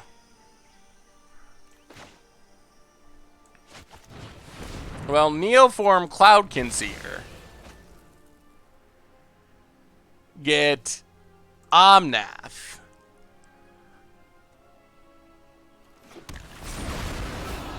Kill Flibblethip. And then we get in with Thunderkin Awakener to get back Cloudkin. Draw another card. That's Arisen Reef, and that's kind of a combo. I think Hogak definitely banned at the next BNR announcement. And there's an outside chance that it gets banned earlier than that. In some sort of like emergency banning. I think that's definitely less likely, but I don't think it's completely impossible. Get in, hit our opponent. This likes to tap so awkwardly. Risen Reef. Trigger. Whoo! Big Mama Chandra. Looking bad for our opponent. Take that, Planeswalkers. To Fairy. Okay. Sure. Does Bridge from Below get unbanned? I've gotten that question a lot of times. I would say, oh God. Oh my God. I'll play Omnath. Kill Teferi. Get a land. Grow Risen Reef. Opponent's done! They're done! We were going to just get Yarok with Neoform and start drawing cards. Up to Diamond 2! The dream of Mythic with Yarok and Blood for Bones. Still alive, and we're up to 3-1, and this deck feels good. So, Bridge from Below, I don't really see the reason to unban it. Like, Bridge from Below, it only does two things. It's either stone unplayable, or it is in some sort of broken combo deck. There's not really any way that Bridge is played fairly, so it's either like not relevant or breaking the format. So I really don't see any reason for Bridge from Below to be unbanned. Hey, thank you, Park Meadows. I didn't build this one, although I do love some Yarok action, but it definitely is sweet. Yeah, I don't see the purpose of unbanning it. Oh, yeah, I guess maybe my email looks like a spam email. We'll try this. We could use a land to make our lands come into play on tap, but we got a Risen Reef. What more could you want? Before Hogak, Dredge was pretty fair. Comparatively, I think Dredge was fair. That untaps our lands.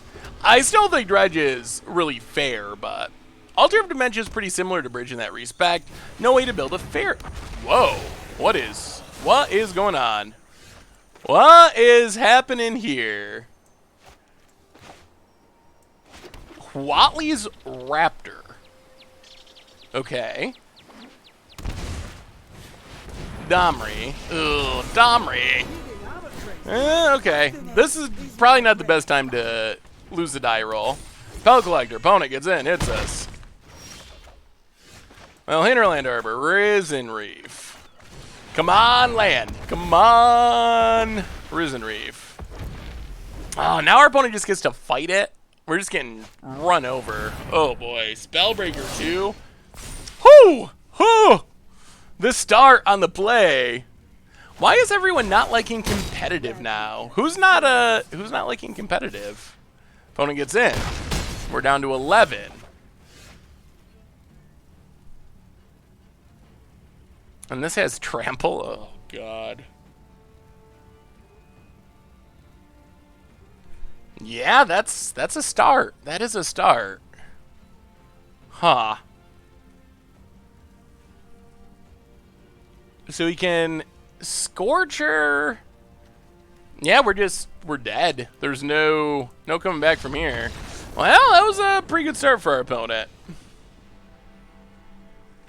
Watley's Raptor, eh? That's not a card that I don't think I've seen anyone play. I guess it proliferates Pelt Collector. Maybe Gruul Spellbreaker. I guess there's some interesting stuff that it does. Well, Ether Gust seems helpful.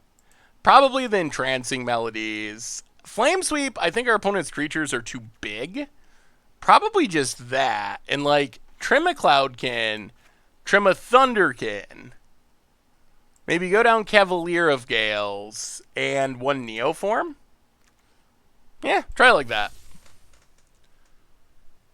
Ponder Band, Pre-Drink Band, but Faithless Looting okay. Faithless Looting is a card that is probably too good for Modern, but it's hard for me to imagine it actually getting banned. I think the problem pros and basically everyone is having at this point, it's not that people want to quit Magic, it's that people just literally don't know what's going on. Like, don't know how to qualify for stuff, don't know if there's going to be paper Mythic Championships in the future. Like, Wizards just isn't really announcing anything for some reason, which is kind of mind-boggling. Like, I don't really understand why they wouldn't say something, but that seems to be the issue. It's not that all these people want to quit Magic, it's that people just don't know how to keep playing Magic. Opponent gets in, hits us. Well, get rid of Pellet Collector. Play Temple. Keep Lava Coil. Pass the turn. Oh, so many tap lands. Opponent. So I think that's the issue that's happening now. Another Wally's Raptor. No proliferation, though. Opponent gets in, hits us down to 15. Now play Hinterland Harbor. Pass the turn. Opponent undeps. Modern is very, very hard, Seth, and cards are super expensive. It's a combo of things that could scale down with paper being super affected. Yeah, I don't think that affects the pros too much, though.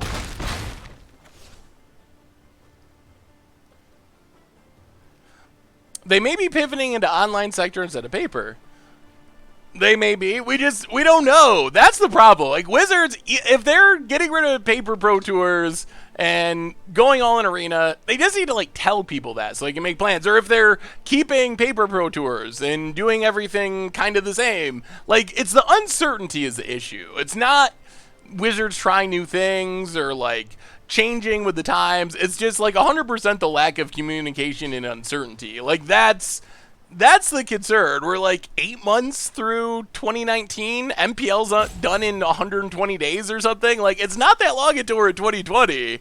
The only paper pro tour on the schedule is in another 2 months. We don't know about qualifiers. Channel Fireball doesn't know about qualifiers, and they run GPs. If there are GPs, like, that's the issue, is uncertainty. Like, that's, I think, 100% it. Now let's put one of these on top.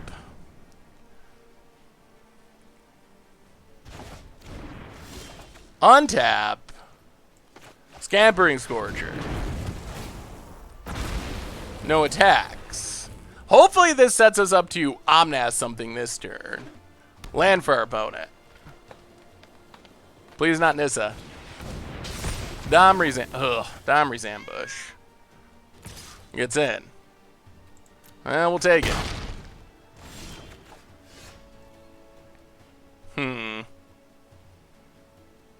So now we can't Omnath this. Ugh, what do we do? What do we do? Do we really not know? Come on. Oh, we know paper is the future. Sad perhaps, but true nonetheless. Maybe. Favorite type of pie? Some sort of cream pie. Maybe like strawberry cream pie is really good. I'm going to go with strawberry cream. I think that's my current favorite. T-Beebs, welcome to the Fishbowl. Thank you so much for your subscription. Big soups cheer for our new subscriber. Ugh. Yeah, I don't want to go to 6 and get double lightning struck out. Apple pie's fine. It's not my, like, favorite, but it's fine. Oh, we don't have black mana. That's awkward. Then I'll play Cloudkin. Draw a card. Temple of Mystery.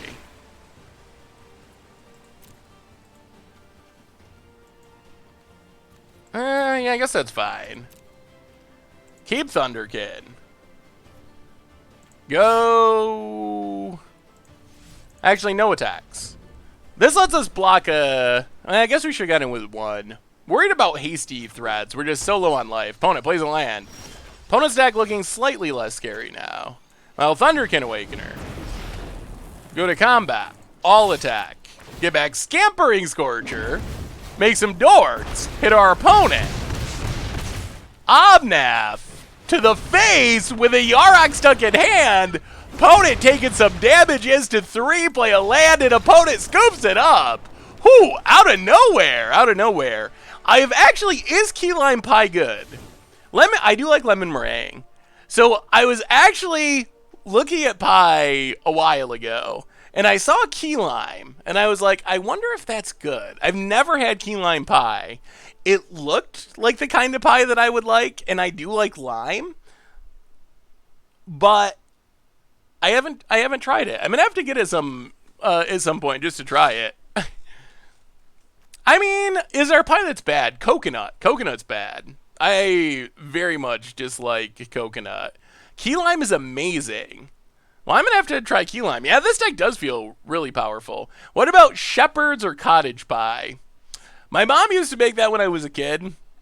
I wouldn't rank it as one of my favorite foods, but it's edible-ish. Coconut's your favorite? Ugh. I just don't like coconut in anything. Coconut is not a flavor that I appreciate. French silk is good. I do like French silk. Yeah, I guess I like most pies. Oh, rhubarb pie? Have you ever had rhubarb pie? I don't even know why that is considered a pie. That is probably the most disgusting pie. What is rhubarb even? Who eats rhubarb? What kind of person thinks I'm gonna make a pie and then they choose rhubarb? I don't get it. You have so many options like chocolates and puddings and all this delicious stuff, and you'd be like, rhubarb? Alright, run it back. I don't really like rhubarb pie, but it seems like a lot of people do. Seems like everyone likes rhubarb except me. Gooseberry pie. I'm not sure I know what gooseberry is. Well, we need a land, but we got Risen Reef, we got Omnath, we have Lava Coil. Like, with a land, this hand's pretty good. Land nowhere else. Ooh, another Risen Reef. Come on. Come on, deck. Give us that red source. Untapped, preferably. Ironically, I don't like olives either. And I know that saffron's a spice, but I don't think I've ever had it. You should try the list of Amazonian runs with Yarok. Mill yourself deck with Omnath and Jace. That sounds spicy. I will have to try that. We'll keep Steam Vents. Alright, 4 cards at our opponent's hand. What are they? Hopefully not big powerful planeswalkers. Land, untapped. Tajik. Well, that is damage. Opponent's getting in, growing the dorks. Hits us to 13. Well, we will Lava Coil Tajik. Oh, yeah, this seems like a play draw dependent matchup. We have a hard time keeping up when our opponent's on the play, but on the draw it goes a lot better. Domri for our opponent. Growing the dorks, adding mana.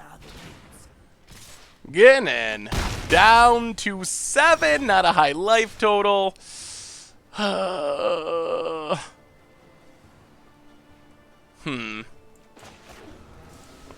Well, Steam Vents. Leafkin Druid. I think we gotta try to get an Ether Gust blowout. I think that's our only option. We're so close to being dead. Untap land, that's not a good side. Vote it. Manually tapping, also not a good side. Another Huatli's Raptor. Growing the dorks. Proliferating. Hopefully they fight with this one. We need them to fight with this one. Okay, they do fight with that one. Well, that is what we need to have happen. If they fought here, we're dead.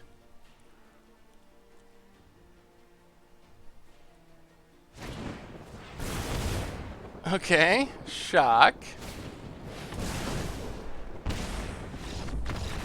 Well, that was a pretty good hand. Yikes. Hey, ay, ay, ay, ay, ay, ay. Yeah, play draw is rough. Yeah, I don't know why our opponent slow rolled us, but their call. Proliferate runs out of gas, so you stabilize, you win. Yeah, the problem is stabilizing on the draw is a lot harder. On the play, we have enough time to stabilize. On the draw, our deck doesn't have much removal. Our deck has an incredibly powerful late game engine, but against aggro, we saw it with Feather too. I don't even think it's inconsistent. I think it's just that we don't have much removal, so especially if we lose the die roll, maybe it's just aggro in general, but especially if we lose the die roll against aggro, we have issues. Yeah, all right. Well, we're gonna need red mana, but we have lands. We won the die roll. Yeah, our opponent probably was playing around negate. Although I think I guess they didn't care if they had Lethal Burn in hand. I think they should have fought with other creature. I think that was the correct fighting. Well, land go. Maybe we have a lot of different lands. Maybe we can just go zombie mode, like natural zombie mode. All right, Lightning Strike takes down Leafkin Druid. Well, come on, red mana. Scorcher to the bottom. I did beat mono red somehow. Yeah, we played mono red too. Opponent ran pretty poorly. So it is definitely possible. But it seems like those have been our hardest matchups so far. Ugh, brutal. Well, land go. This Dreadhorde Butcher's scary. And now I think we're just seeing one of the downsides of being 5 color or 4 colors is sometimes you miss a color. Yeah, now we're really seeing the downside. That's why I run 2 shocks in my teamer build with no play in turn 2 on the oh boy.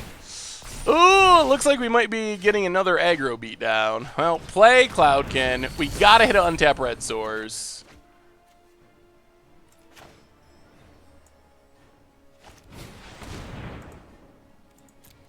Well, sack this. Omnath or Scampering Scorcher? Omnath doesn't kill anything. I guess we just have to Scorcher and make a bunch of blockers.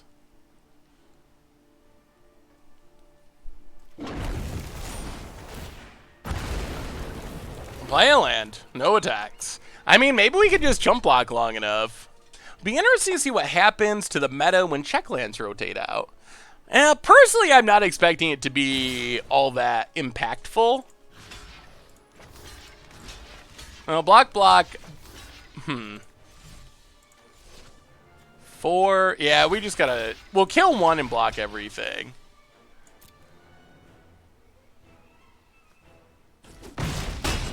Man, untap red source! Untap red source! Down to 9. Lava Coilless Butcher would be so nice. Another Reveler. Loots. Or Rummages. Yeah, Omnath keeps adding colors. I guess it's kind of Omnath's thing. Cloudkin. Well, Cavalier of Thorns.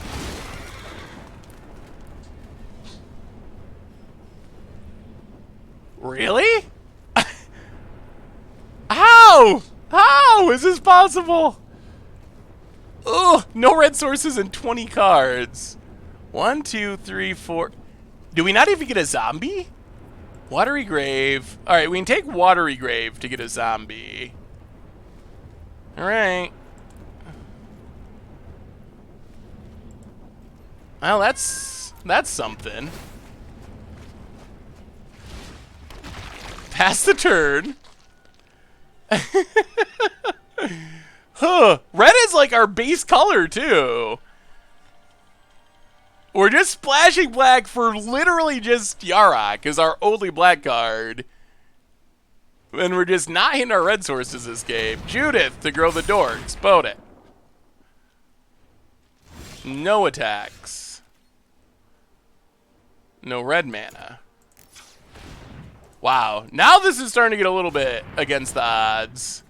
Cloud Conceer. Draw a card.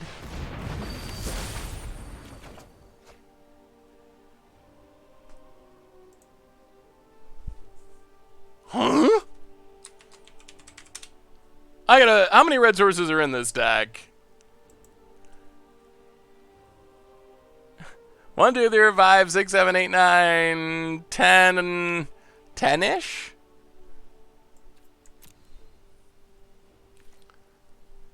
Well, I mean, I guess we play Leafkin Druid. Play a land, get a zombie.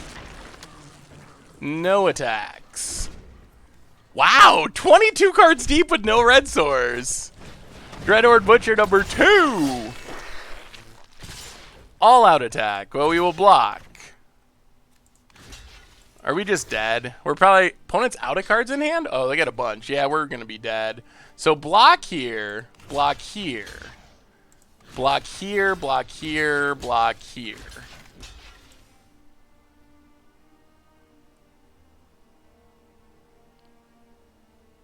Yep. Block it all. We can't really kill the Dreadhorde Butchers, because that's so much damage. Judith gets a bunch of triggers. Ugh, red mana! Red mana! I mean, it's not over. If we hit Lava Coil to get rid of this big Dreadhorde Butcher, we're still, like, in this game. I mean, our opponent's been missing land drops, so they could easily have a bunch of burn in hand, but... Ping stuff, ping stuff.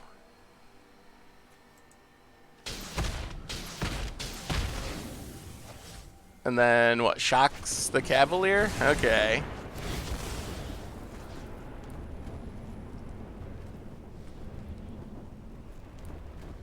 Oh, we can take Cavalier of Gales. Yeah, let's do that. Take Cavalier. If this doesn't find us a red source, nothing will.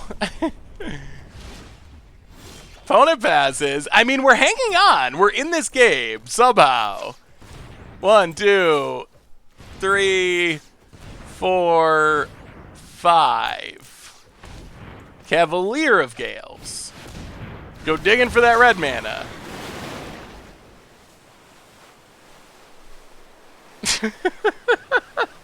I guess that's kind of red mana.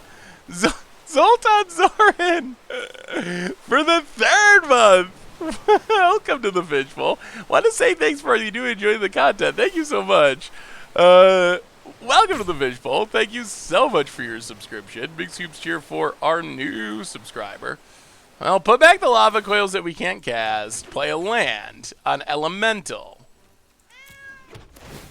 Make a zombie. Zombie land's keeping us alive, although we'd probably be even more alive if we had a red source. Huh.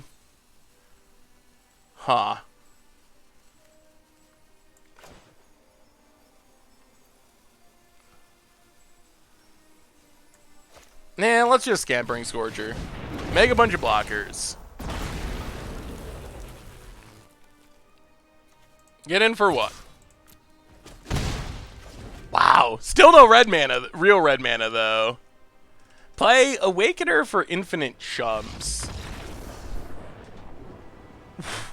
Opponent scooped it up! Whoa! Oh! Okay! Well, at least, yeah. Huh. How did that happen? How do we win that? Thunderkid would also make a Scamper unless our opponent could, like, disfigure it before we attacked. So there was some risk there. I am surprised we won that game. I am very surprised. I did not think there was any chance. Well, maybe our mana base is too greedy. I don't know. We did take out one red source for the zombie land, but the zombie land was really good there. It did keep us in that game, so it might be worth it. Have you lost a game yet? Yeah, we're 3-2. We're 3-2 so far. Aggro has been a challenge. That has been our most problematic matchup, is aggro. It's not unbeatable by any stretch, but definitely our hardest matchup, I would say. Well, do a bit of trimming. Run it like that. But when we go off, we really go off. Got tired of playing you and thought his side would win quicker. Yeah, that could be. Yeah, we trim back on the Neoform. Bring in sweepers, bring in entrancing melodies. Do some yoinkage. I usually never... Well, we got red mana. I am a firm believer in always playing at least one basic. But in this deck, I didn't build this one. We have been slowly updating it, though. We might add a basic. I still kind of want to add Mirror March for fun before the stream ends. What do you think? Should we add Mirror March for fun? Huh? Wow. Arena's a little leggy. Yes, we got the Unhid Forest, thankfully. Hey, Seth, I'm wondering if you could suggest any includes for my spicy Abzan list. Ooh. Let me take a peek.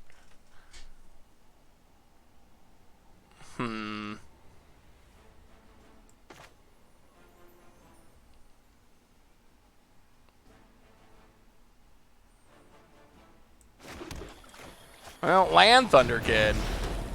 No attacks. Add as nauseum. Legion Water Boss for our opponent. Exodor goes attacking. Well, we get to kill the token. Ooh, we need something we can play this turn, though. We really need something we can play this turn. Well, that's not something we can play this turn. Well, land, go. Oh boy, here they come. This isn't looking great. So slow. Opponent, land. Dreadhorde Butcher number 2 makes a door. Attacks.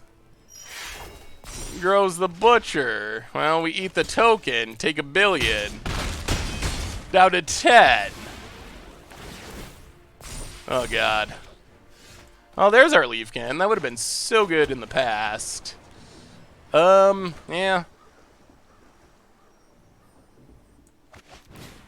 Well, I guess we got a yoink.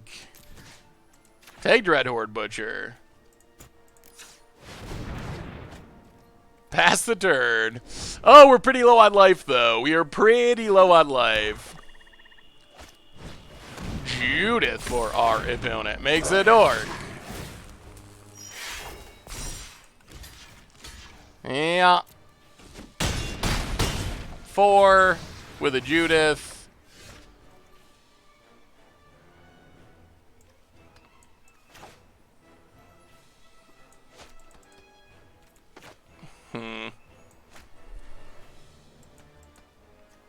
Legion Warboss that's a card. Yeah, too slow. Too slow, too slow. As nauseum. Definitely interesting. What is... I'm curious about the scheming symmetry.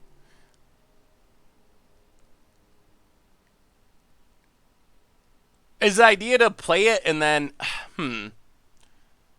I'm curious about the scheming symmetry in the As Nauseam deck. I guess Manamorphose lets you draw the card right away. So that's... If you have Manamorphose, it seems sweet. And you can stack your deck with Ad Nauseam and draw it with Ad Nauseam, but if you have Ad Nauseam, you draw your entire deck, so that doesn't really matter.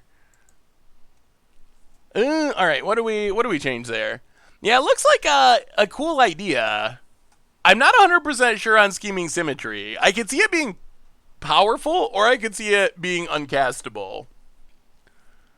We don't really have anything else we can bring in for aggro. And I guess maybe we can Ether Gust. Maybe they have enough. Maybe we just got to go down even more Neoforms. Ether Gust, they have enough targets. As Divine Combo Pieces and post-board, you have a Miracle Plan. Okay. I mean, it seems like a fun idea. I would worry about casting Scheming Symmetry and your opponent just, like, tutoring up something that kills you or stops your combo. But It looks like a really fun idea. Definitely a unique take on the ad nauseam archetype. Tab land, go. Start off by playing some net decks so you can get a feel for the meta and what cards are good at mana and standard. It'll make you a better brewer. I agree. I am a big believer that playing other people's decks is one of the best ways to learn how to build your own decks. Alright, opponent's got a removal spell. Noxious Grasp. Gets it.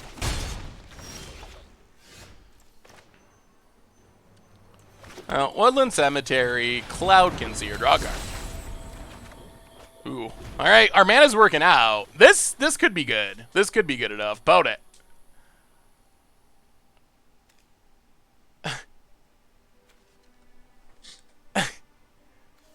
Wait, why can I... What is...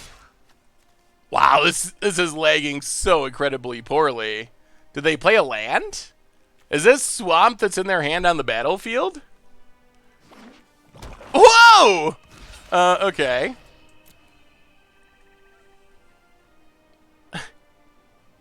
Huh. Yeah, I'm gonna have to restart Arena, I think. This is getting so laggy. I'll play the land. Scampering Scorcher. Make some dorks, pass the turn. Yeah, Arena still has some lag issues recently. Is there a post-rotation blue-white Flyers deck roaming around? I made one for the, like, $20 article series, I believe. But other than that, I haven't seen one. Pony has Uri, Kindling Phoenix. Well, play Omnath. Kill the knight. No attacks. Rekindling Phoenix could be an issue. Opponent. Come on, deck. Come on, deck. Ugh. You've been going for 2 hours. Yeah, I guess we'll have to restart. Arena. Apparently, they want you to play it, but not for too long, or else it starts to die. What do you got about it? Rigsmati Reveler. We would like to get this Yarok down. That's our dream here. Opponent hits us.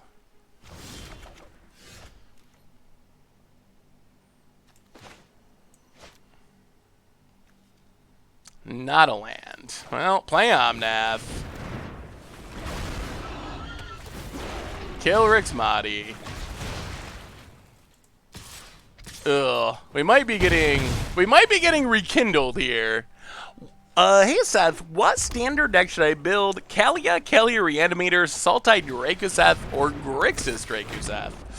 Whew. Well, in the dark without seeing the list. Opponent just runs out their hand, hits us for $1 billion, down to 8. Kills Omnath. Kills a token. The land came too late.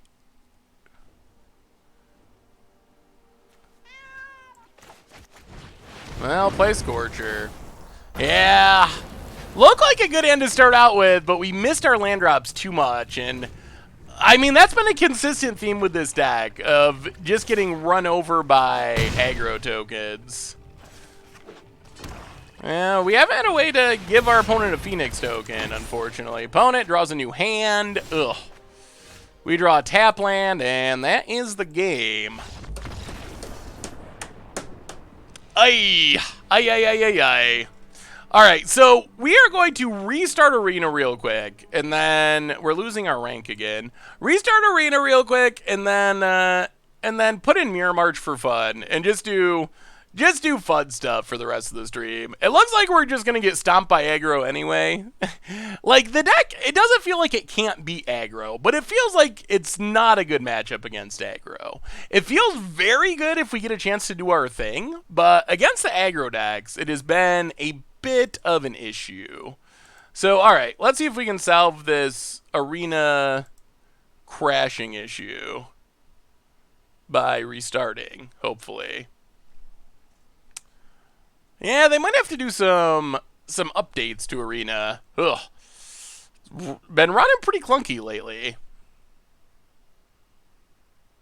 Yeah, maybe Diamond tier is all aggro because people figure they just want to try to get to Mythic as quick as possible. So they're playing the fastest decks possible. That seems like it could be. Why is your Euro-friendly slot exactly when PK should be streaming? It just always randomly ends up being the same time. It's not a plan thing. It's just a random variance. And yeah, PK apparently a bit on the sick side of things. Well, let's bring in Mirror March. Mirror March seems sweet.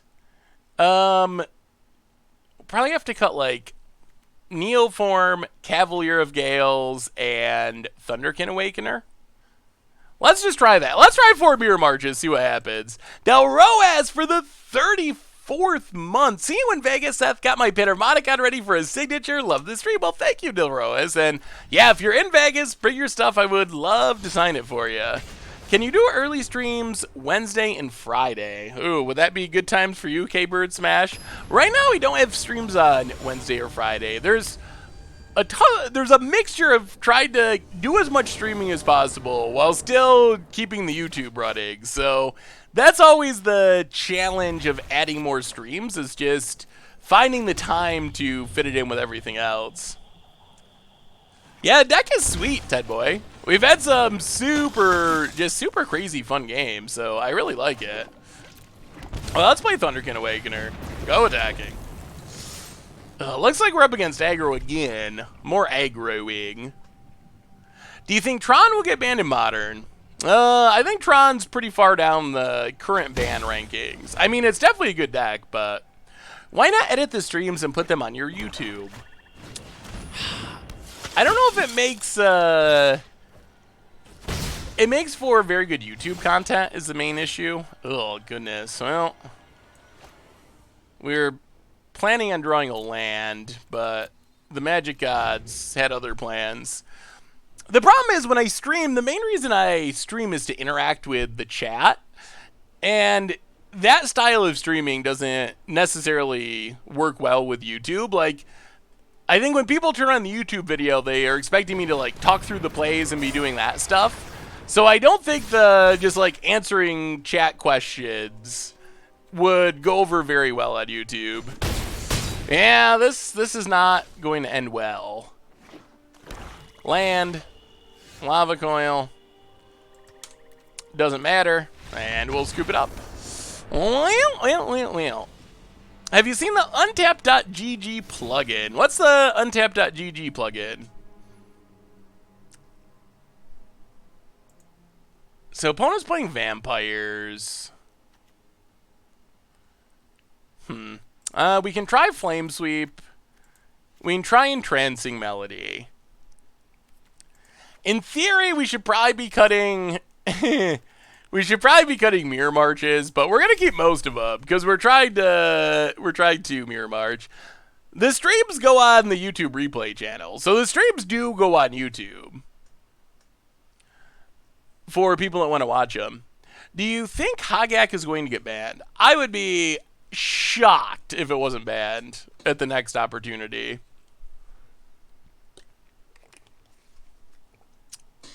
Yeah, Mirror March should be fun. Although we're probably just going to get vampired here. Yeah, the full streams get uploaded on the replay YouTube, and then one stream a week gets the stream highlight treatment. Yeah, I would be pretty surprised if Hogak survived. Yeah, Mirror March is something people have asked about. It seems like we do some really crazy things. I think Mirror March is not correct if your goal is to like win a GP or win an FNM. But if your goal is to like do the craziest thing possible, which is our goal for the second part of the stream, I think Mirror March is perfect for that. Like, Mirror March is ideal. Because we have potential to do some absurd things with Mirror March. Although my luck is not good with Mirror March, so that's the other issue. Is I tend to just never flip what I need with Mirror March, but Siemens at pass the turn. Mirror March is super fun. It definitely is a really fun card. Opponent gets in, hits us. Danto Vanguard. Well, let's Risen Reef. Probably gotta wait and try to steal a Danto. Land, please? Alright, we get a land. That's good. Pass the turn. Ban Shock so Seth won't be hit by it. When you started streaming, how did you get yourself out there and advertise it? Ooh, Plague Mare. That's interesting. Opponent gets it and hits us. So...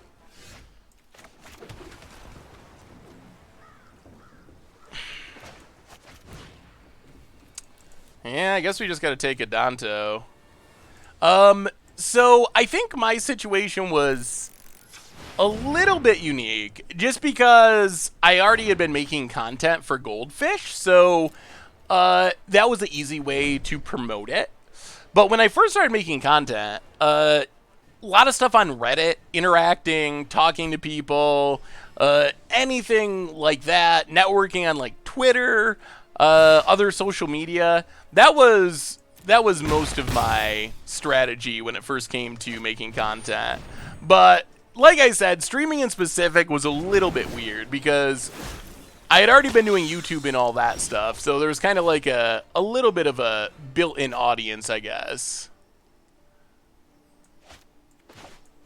Well, unclaimed territory on Elemental.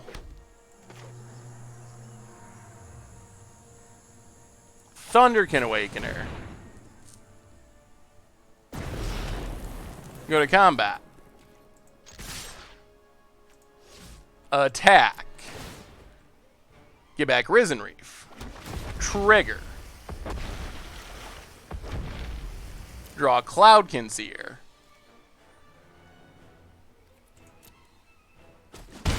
Opponent down to 18. Omnath. Take down Sky Marcher. Trigger. And we might be stabilizing. We might... once we stabilize, it goes crazy. Kills Omnath. Alright, alright, alright. Well, we kill that. And pass the turn. Alright, opponent. What do you got? What do you got? We can block the token. Take a 2 for Plague Mare. I'm not sure how much I would want to see a Hogak ban. I haven't seen bridge decks when I watch the PT. Bridge sounds like it combats Hogak well, and they aren't a combo deck anymore. I mean, bridge is good against Hogak. That is true. I don't know if Hogak has a fast start, though. I'm just not sure if bridge is fast enough would be my concern.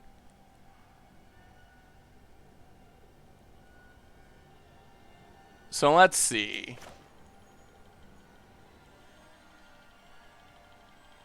Lava Coil Knight. Go to combat. Get in with Thunderkin Awakener. Get back Risen Reef. Get a trigger.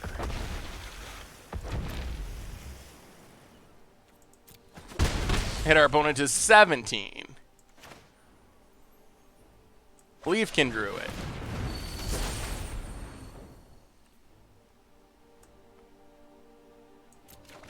Get a land. Play the land. Cloudkin Seer. Okay, we might be stable. Another Leafkin Druid and another Risen Reef. And pass the turn with a bunch of blockers up. Risen Reef goes away. Hey, what's up, James Bullis? How are you today? 15 power on the board on a turd is somehow not a combo. I mean, that's the craziest part about Hogak's dominant performance is Hogak was so much better before the banning. Like, this is they just banned a key piece of the Hogak deck performance, and it still crushed everything. So could you imagine how insane the Pro Tour would have been if they had not banned Bridge from Below and this was the Hogak deck of like a month ago? That would be absolutely bonkers. But it is true, it doesn't have the infinite combo finish that is there before. So what are you playing in Modern? What's your plan for beating Hogak? Are you playing main deck ley lines? Are you changing anything? I think part of the weirdness of Modern 2 is it's so expensive that I'm not sure how much it impacts things on the local game store level. I would imagine that just because Hogak's the best deck at the moment, I don't think like too many F&M players are going to run out and spend $1,000 on cardboard to play Hogak. So, does Toffel stream? I don't know. Not that I'm aware of, but it's possible that he does. I didn't know it. Force of Despair, interesting. Go infinite turn 3 with elves. Raising it is a legit idea. On a scale of 0 to Seth, how good is PK's beard? When will you have a charity match where the loser shaves? Oh, 2 Risen Reefs, but I don't know if we can keep this. We're on the draw. We're against an aggro deck. I think we gotta ship it, sadly. Alright, well, we'll keep this. Unfortunately, our friend Miramar is gonna have to go bottom for the time being. Land for our opponent. Legion's Landing. Well, over on Tomb, tapped, pass the turn. Maybe, hopefully in Vegas, we will be able to have a beard off. That's my hope anyway. We can settle it once and for all in Vegas. Now, land Leafkin. Annoyingly, we can't cast... There's a cast down. Annoyingly, we can't cast a lot of our spells here. No red mana, no double blue mana. That's the downside of unclaimed territory. Opponent, Zoran. Ugh, Zoran is good. Pumps a vampire, hits us.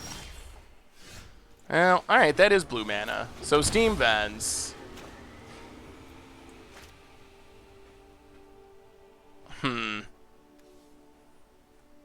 Steal the vampire? Lava Coil the vampire? Is it water time, Caesar? Thank you for the reminder. Oh, Hydration Bot, thank you. Why did blue-white flop with the Pro Tour? It's just too fair. I don't think it can keep up with turn 2 Hogak draws. Alright.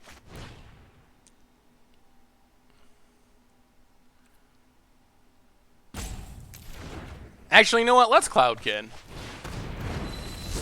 Next turn, we can hopefully... Ugh. Alright. I was thinking next turn we can Lava Coil and steal the vampire, but it might not work out. Opponent gets in, hits us. Land. Passes. Oh, okay. Well.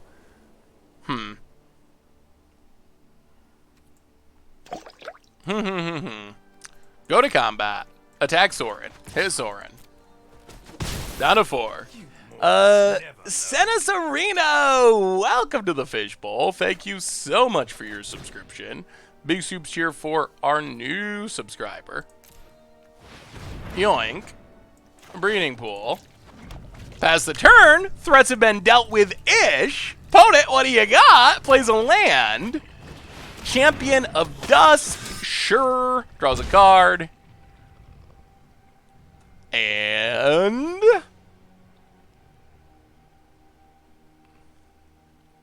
we even get to gain some life from the token? We might be beating an aggro deck. It might be happening. So glad to see my second favorite bearded... temporal anglerfish. Second favorite bearded streamer. Well, being your second favorite streamer, that's fine. But if you're saying my beard is second to someone else's, especially if that someone is Pleasant Kenobi. Unsub. I'm just teasing ya. Your first better not be... exactly. Jason Mind Sculptor, not good enough for modern. I mean, blue-white, I think it's still okay, but Hogak is just very punishing. Very, very hard for a control deck to keep up with. I'll go to combat. Attack Sorin.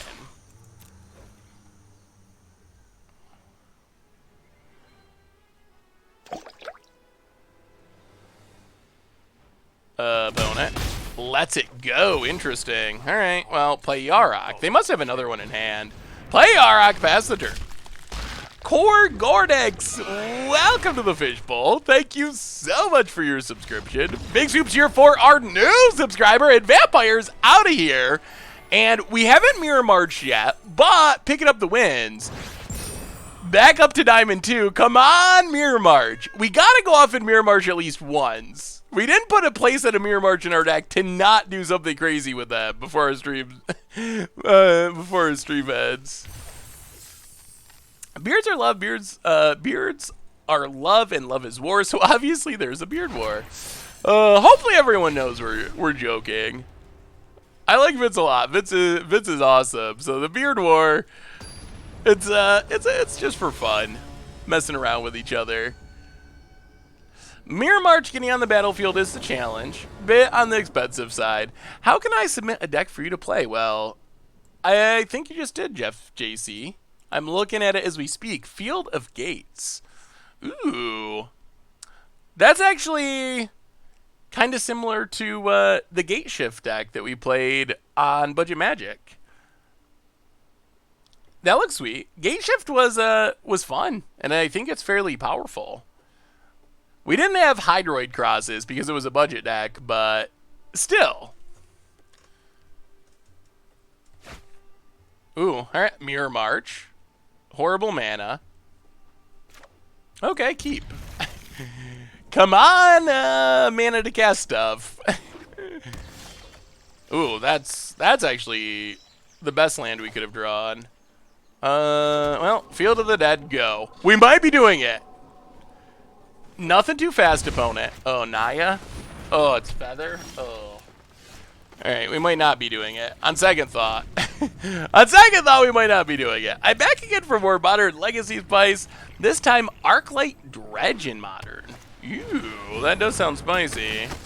There is the 10th District Legionnaire. I'm pretty sure this is our worst matchup. That's a cool looking deck. Smashing together two sweet decks. Well, Unclaimed Territory on Elemental. Play Risen Reef. Trigger. And land. Alright, Omnath. Well, go ahead, opponent. What do you got? What do you got? Nothing good, please. Ugh, Feather. Feather is so hard to play against. It just feels like they always have it. And I think we're about to get Reckless Raged. Yeah, that looks sweet, Jen Cub. That's a pretty interesting mashup. Dreadhorde Arcanist. Ooh. Are Risen Reef's gonna live, maybe? To the bottom. Oh, it's not. We were deceived into being hopeful that good things could happen. Salmon Sprint draws a card. Opponent's going off. Shizer! Welcome to the Fishbowl. Thank you so much for your subscription. Big soups cheer for our new subscriber. Gets in, flashes back Salmon Sprint, and yeah, opponent's comboing off, more or less. How many lands are in the deck? 25. 25 lands. Opponent to the bottom draws a card. Season of Growth can be pretty powerful in the right shell. And Feather's probably the right shell.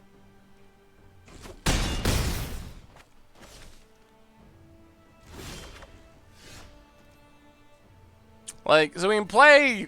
So we can play Omnath, but it doesn't really do anything. It can't kill anything.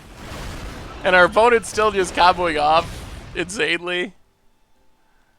Oh, that's... Oh! This is why Mirror March is not actually a card you should play if your goal is to win. Only play it if your goal is to try to get a good, like... A good against the odds episode, or a good screenshot for your Twitter or something. It's just really expensive, and we're kind of like, if we had cheap removal, we might be able to stay in the game from a more competitive perspective. But we are gonna go off with Mirror March. We are. We're gonna do it. We're gonna make it happen because it is just such a cool card. I wonder if they could make it cheaper. Like, I wonder if I had to be 6 mana to have this effect. Could it be like 5 or 4? Kind of like Panharmonicon. I wonder if they could just cut a little bit off the price to make it a little bit more practical to play. The fact that Mirror March isn't even guaranteed to give one copy, yeah, that would also improve it. Yeah, we're just dead. I don't think we're ever... I don't know if we can beat Feather, honestly. We're going to try, but... If it gave you the... I mean, I don't think it's that bad because the rest of the deck is good. We have just been running into aggro constantly, which is rough. We've played almost exclusively aggro today. We played one Planeswalker deck.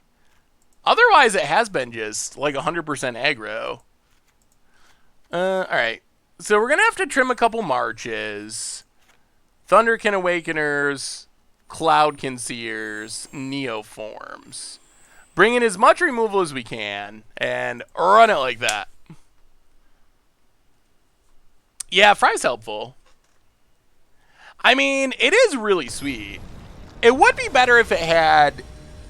If Mirror March, maybe when a creature enter plays, you get a copy, and then you flip a coin for additional copies.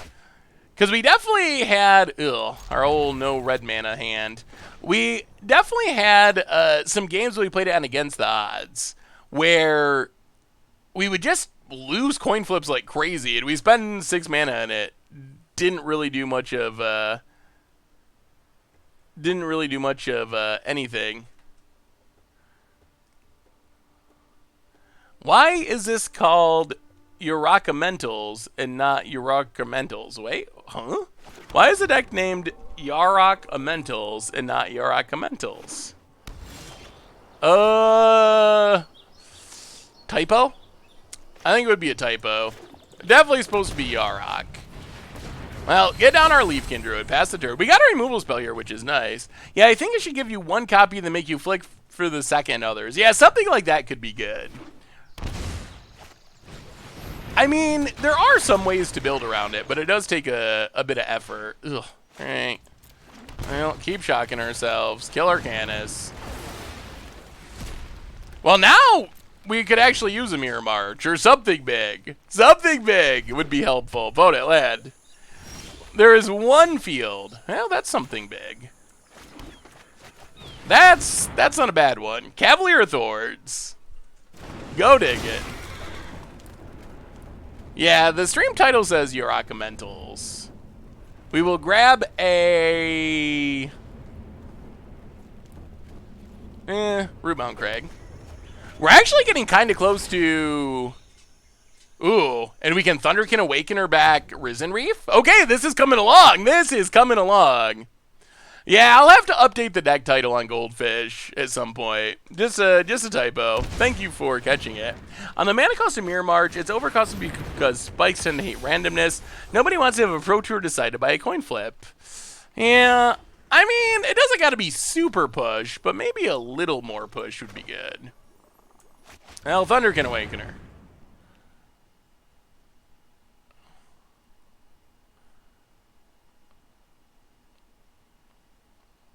Opponent.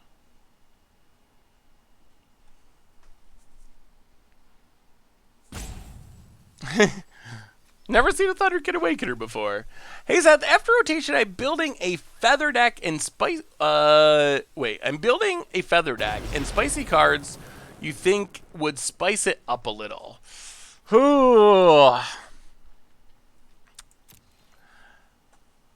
That's a good one. I would have to dig around for spicy feather cards. I would start looking for, like, anything that targets a creature and draws a card is especially helpful.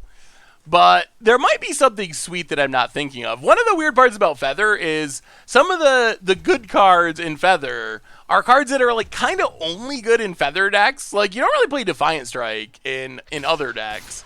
So I would have to do a search and think about it a little bit. Off the top of my head, you could use like some fight spells potentially to replace Reckless Rage. But as far as something that's like truly spicy, I'd have to actually look into it a smidge. Now we get a land. opponent. Fun Jake effects that are really easy to turn into what is this BS effects when they're competitively viable, like Infinite Turns with Nexus, Mindslaver, Emrakul, or Promise End. I mean, I think Emrakul was pushed for constructed, but I do agree with what you're saying generally.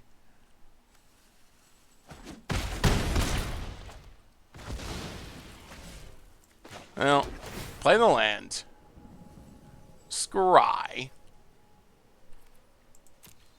Yeah, we'll keep Entrancing Melody. And... Ugh. Pass the turn. What decks do you think will be good post-rotation? So... The hard thing is we don't really know what's coming in Throne of Eldraine. I think the decks that are likely to survive rotation... I actually wrote an article about this a couple weeks ago. There's a few decks like the Bant Ramp / Mass Manipulation deck is a pretty solid bet to survive rotation.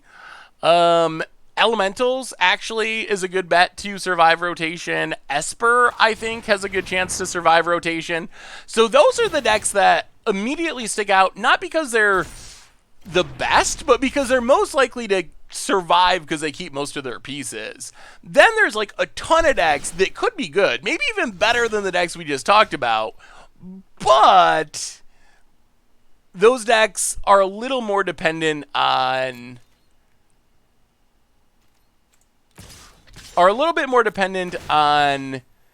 what is printed in Throne of Eldraine to be good. Feather, I think, will survive. It has the pieces to survive, but I think that it does get powered down losing Reckless Rage. I think that's actually like a pretty meaningfully big loss for the deck. Vertibirds, welcome to the Fishbowl for the 4th month. Thank you so much for your subscription. Big soups cheer for our new subscribers. So can we do everything here? We leave Kindruid. Trigger Risen Reef.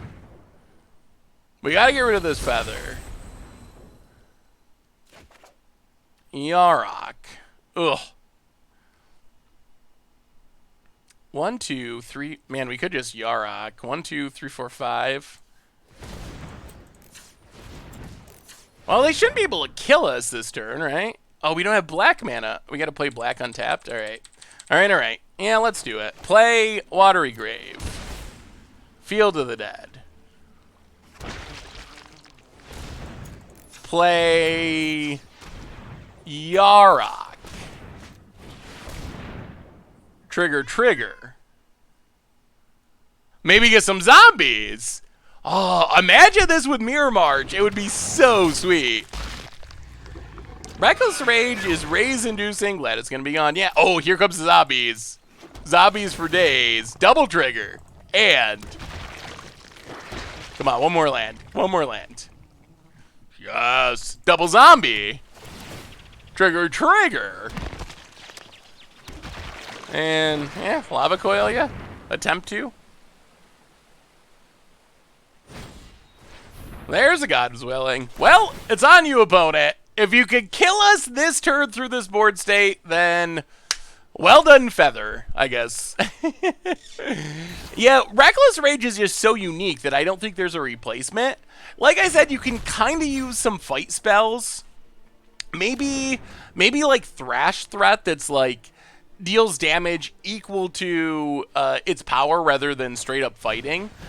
But it does definitely make it less effective than Reckless Rage. Reckless Rage is just... very good at what it does. Opponent getting back all their lands. All right, let's see how good Feather really is. Is Feather good enough to kill us from 14 on this board state? I think otherwise we're pretty much guaranteed to win. You had to double spell to take Feather. Yeah, we could have not Yaroked and made the zombies to try to like Lava Coil and Entrancing Melody. But I think we just made such a big board that I think we just win. I don't think Feather could 14 us. Like, Feather doesn't have that many pump spells, especially without, like, their heroic creatures. So I think we should still be good. They have 5 lands. Yeah, 5 lands, that's going to take a lot of pumping.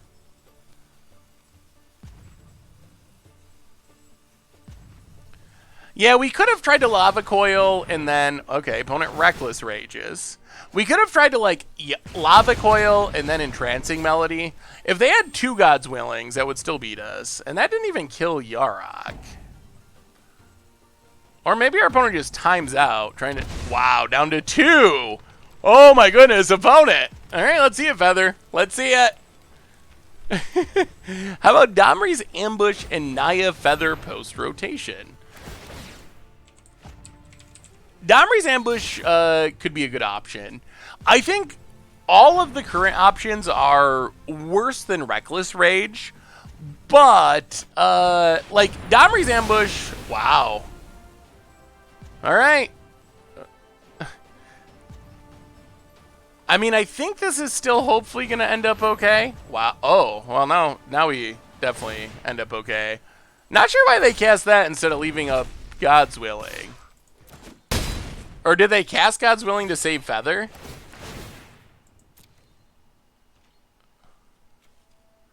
Ugh. Yeah, we still might be in trouble. Wow, opponent's going to go to... That was impressive. That was impressive for our opponent. They managed to gain life, too. And Wrath our board. And... Wow. Well, we get our opponent's Feather.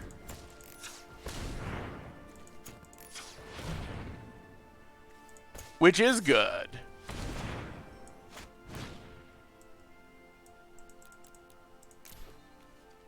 And our opponent can't actually stop it. Get in with Cavalier. Opponent goes to 1. And we have Ether Gust, so that was an impressive turn for our opponent. That was well played. I am very impressed by Feather and our opponent's line there to stay alive. And Wrath our board mostly, but I think we're still good. Should have kept white mana for God's Willing. Yeah, I guess they had to use God's Willing to keep the Feather alive, or it would have died to the Deafening Clarion. I'm kind of surprised they have Deafening Clarion in their deck, but I guess it's good against Risen Reefs. We can Gust Enchantment, although I think it's better to Gust a creature, like 10th District Legionnaire.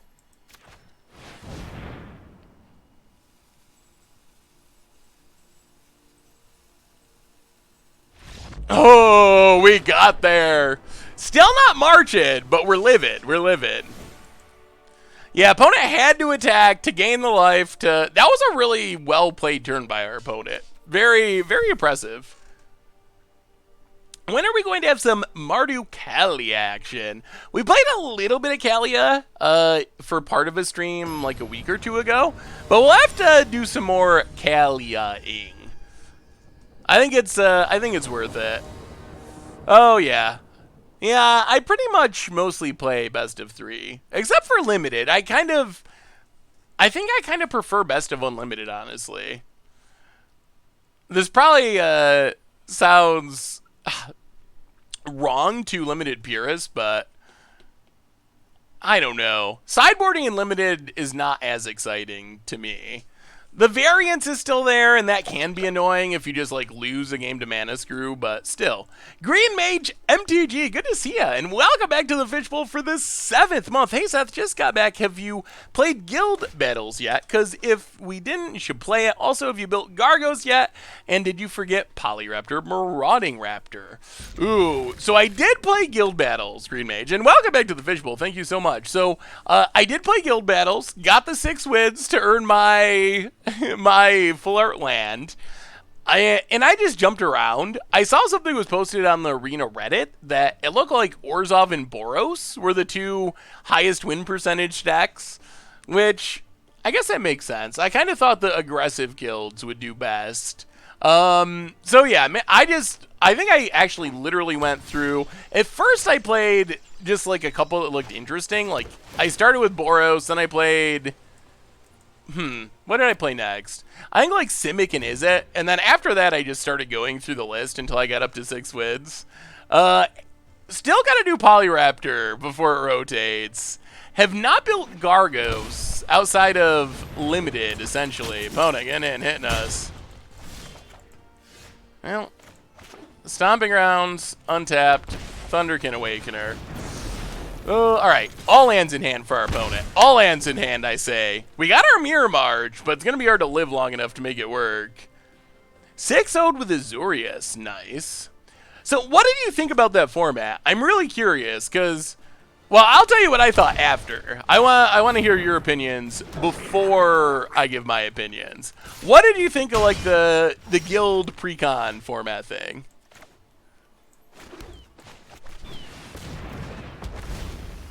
Hey, what's up, Troy? Good to see you. Well, there's a Field of the Dead. No attacks. We're not that far from Mirror March. Feels like the decks are too bad. Some felt more well-built than others. Simic was super underpowered. That actually had by far the lowest win percentage when it was broken down. Like, really bad. Like, 34% or something, which is just, that's off the charts bad, really. Yeah, my feelings was, I think it's a cool idea, but I didn't think the decks were all that good. So that was... Ugh. Yeah, no blocks. So yeah, I thought the decks weren't that good, and the format to me felt really swingy. It felt like, because... Well,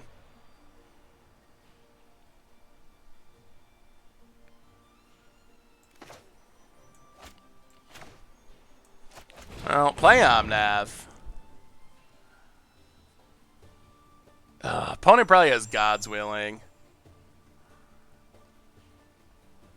Or Reckless Rage.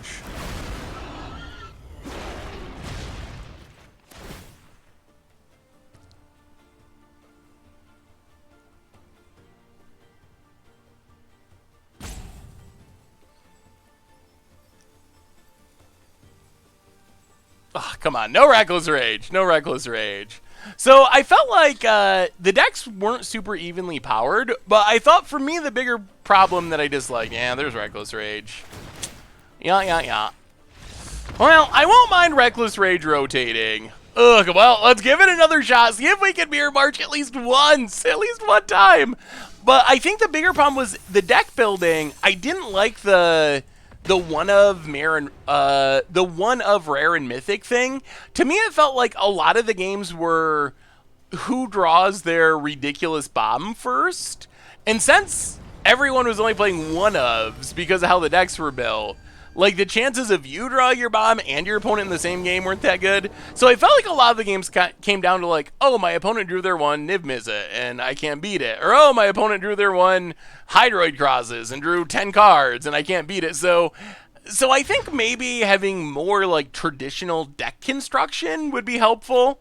Like instead of the weird, like, I don't even know why they did it that way. I guess like increase variance probably would be the idea, but I feel like that would have made it more enjoyable for me personally. Because a lot of the matches just felt really swingy based on who drew their bombs. I drew Ethereal Absolution, felt like drawing it in Limited. Yeah, sounds about right. Okay, Orzhov. Maybe we're playing a slower match where we can actually Mirror March? That would be sweet. Maybe we'll get to it. All 8 untapped lands would help a ton. Yeah, that is also probably true. There was some clunky mana bases. What about playing some Starfield of Mystic with Mirror March to have a cheaper one? That could be sweet. Well, run out, Cloud Kid. It's gonna be Esper Control. Well, I don't know.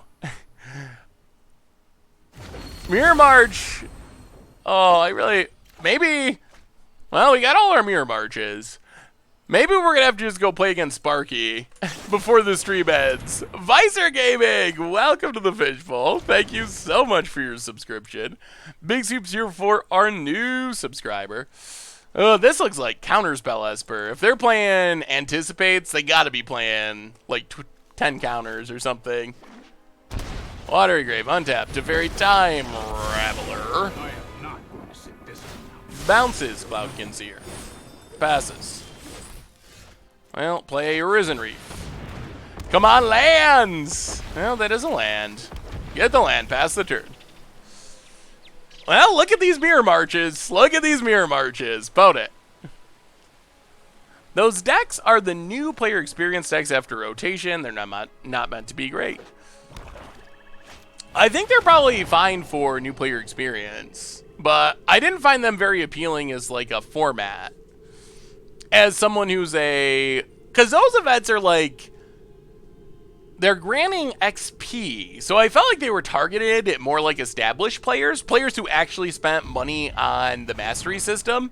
So it seemed a little bit of a weird choice for the audience, I think. But they seem very much like intro decks for new players, and they're probably perfect for that. Bone it. Yeah. All the removals.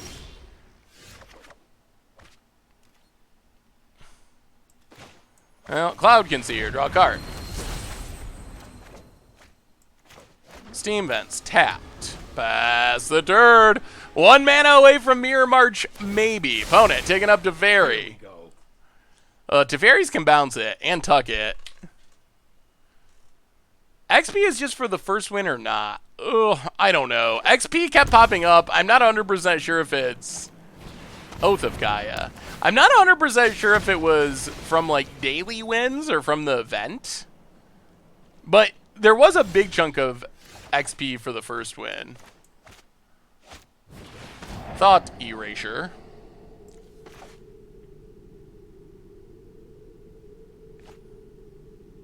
Tags Omnath.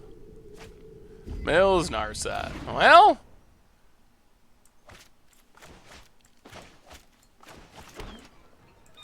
play a Mirror March. I mean, it gets wrecked by Teferi, but we got it down. Opponent. Can we actually get a coin flip? Can we make it happen? Land for our opponent. Narset.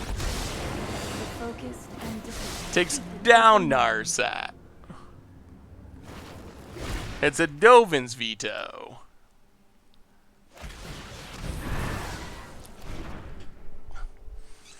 I've got time. I'll play a Mirror March to get bounced by Teferi and then countered by Dovin's Veto. And oh yeah, Mirror March is kind of a depressing Magic card. It's like so sweet in theory, and then in practice, it just makes you want to cry. That's been basically every experience I've had with Mirror March. For Sunday, welcome to the Fishbowl. Thank you so much for your subscription. Big soups cheer for our new subscriber. So now we play it, it gets countered, and then our opponent Teferis. Wow, they don't even care. All right. They just have another Mortify in hand. Anticipate. Goes digging. We're playing a Yarokamentals deck, and we decided to toss some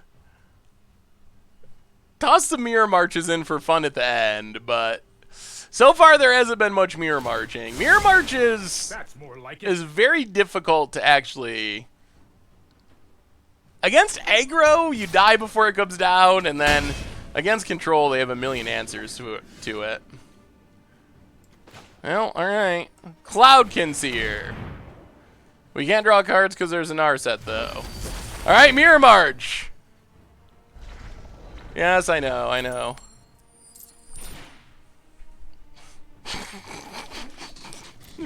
Well, we achieved our mission, chat. We got a Mirror March and played a creature. Opponent, cast down, so Cloud Conceer. And yeah, I mean that is what Mirror March does. It is somewhat of a tradition.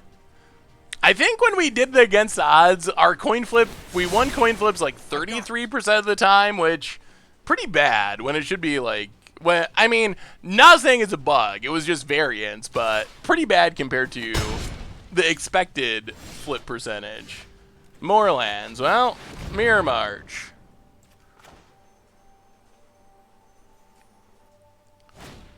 There's the veto. Well, breeding pool. Go ahead. Opponent. Yeah, we did a lot of coin flipping. That happened when I played Carrick-Sum on Magic Online, too. I'm just not a good coin flipper. I never have good coin flip luck. Yeah, Risen Reef would be sweet. I mean, Risen Reef plus coin flip luck would be sweet. Oh, I've done the thing. Well, at least we're providing good warning to Magic players everywhere about the dangers of Mirror March. It's been bounced, it's been countered, it's been mortified. To fairy again, to bounce it again. Oh. Okay. Bounces that thing. Draws a card, replays it.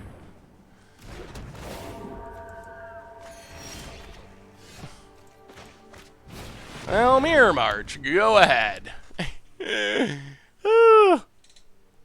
what's up, Taylor Jones? How are you? I once drafted Mirror March. Mirror March is a card where I think it's very much like the ultimate against odds card. Maybe not ultimate isn't right, but it's a very strong against odds card because it's a card where, like, I would say, 3 or 4 games out of 5, this is what happens. But then that 1 game out of 5, when you hit the right matchup and you win 10 coin flips in a row, it creates, like, some of the sweetest moments you can have in Magic. So it's about keeping happy and having fun while you lose a whole bunch to get to the really sweet moment that you're trying to get to, which is basically just like the philosophy of against odds, essentially. Opponent gets in. Sadly, Yarok, not the best Mirror March creature because it's legendary, so even if we win it... Seriously? Alright, well, we're going to run it out because... Oh. Now we're going to win 1,000,000 coin flips. And it's not going to do anything.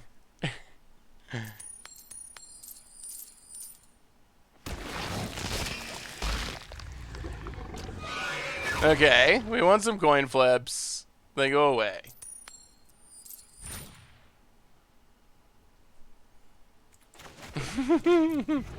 Go ahead. Creates very good Twitch clips, like the one where Clipper and Day 9 made 30 copies, life gained 7 dino. Yeah, that was a cool clip. I'm still not 100% sure Wizards didn't, like, flip the switch to make it happen.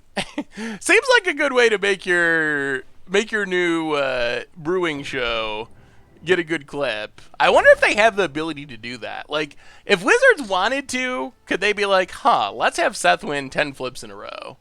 Or let's have Seth never win a flip. That's my flip. Or my switch. The never win a flip switch. Have you played Teamfight Tactics? I have not. I've heard people talking about it, but I haven't actually played it. Opponent going to Elder Spell, take it up to Fairy. Bounces Mirror March. Might be a bad idea. Alright, Thought Erasure and...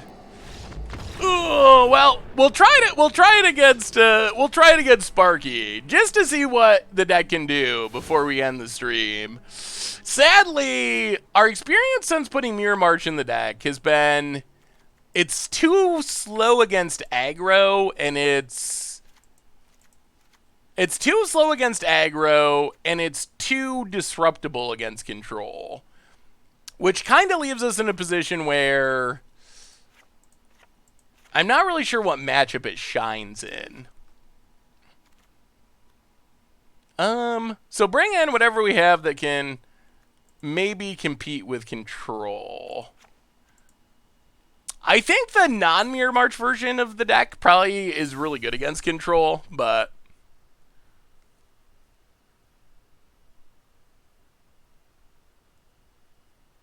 it's good at matchups you're going to win anyway. That's probably true. Mirror Match, I don't like to think of cards as bad. Mirror Match is fun. I don't think it's a card you play if your goal is to win a match, but if your goal is to do really cool things, Mirror Match is a really good card. So I think that thinking of it as good or bad is a little too simplistic. Because it's really awesome at what it does, which is, like, make really big, crazy moments when things go right. So I think it's actually really good. It just does something that what it's good at isn't something that's necessarily helpful with winning an F&M or a GP. I like Mirror March, too. I think Mirror March is a super sweet card. I also find it to be very frustrating when when you play against, like, decks like this that are just so... Like, you invest so much effort and time into getting on the battlefield, and the odds of it not going wrong somehow are just very tiny in this matchup. We have a new donation from, whoa, 30-pound donation from Vic. Thank you so much. Hello, Mr. Olive. I am French, and I use MTGGoldfish videos for learning English language. I like so much your videos. Can you explain to me the joke with amulet? Thank you. Well, Vic, I'm glad you like the videos, and I apologize that I am teaching you English. I am probably the worst person in the world to learn English from. But I do very much appreciate the donation and the kind words. The amulet joke, so I would say I would say amulet, right? Primal amulet, amulet of vigor. But the way I said amulet, people did not think was the correct way of saying it. So they told me, that's how the Twitch chat told me to say it, essentially, is you say amulet. So now I just kind of over-exaggerate it, because I think it's kind of funny. Thank you so much for the donation, though. Amulet.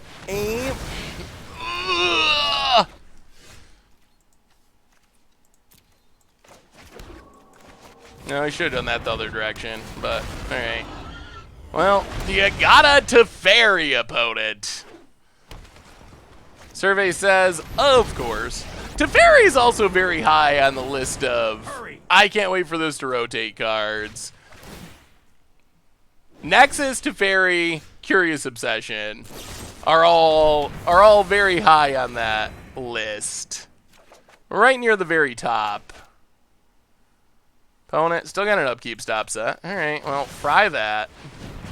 Pass the turn. We'll meet again. Amulet? Maybe that's an amulet? Is that how I would say it? I know people said it was like omelet. Alright, well, that's black mana. We'll keep it. Pass the turn. I don't even think it's worth running out Thunderkin. I mean, we might beat this deck just by making zombies. That's usually a pretty good way to beat control. Zombie 1. Yarok. Pass the turn. I think my experience playing Yarok decks is I think they're actually very good against control decks. Noxious Grasp. Killing our Yarok. And pass the turn. Search for Escanta. Now we're in the position where lands are good and obviously powerful spells are good. Teferi's rotate in 2 years. Maybe Wizard will figure out he is bad for the format. The order of the cards I think for me, Curious Obsession's number 1, actually. I think Teferi's annoying, but I honestly don't mind playing against control as much as most people. I don't think it's very good for content, but like I think control mirrors are some of like the most interesting games of Magic you can play. So I'm not bothered by Teferi to the same extent as some people that I've heard talking about it. So I would probably say Curious Obsession, Nexus, then Teferi. Although I'm very happy like that all of them are rotating. They're all very high on that list.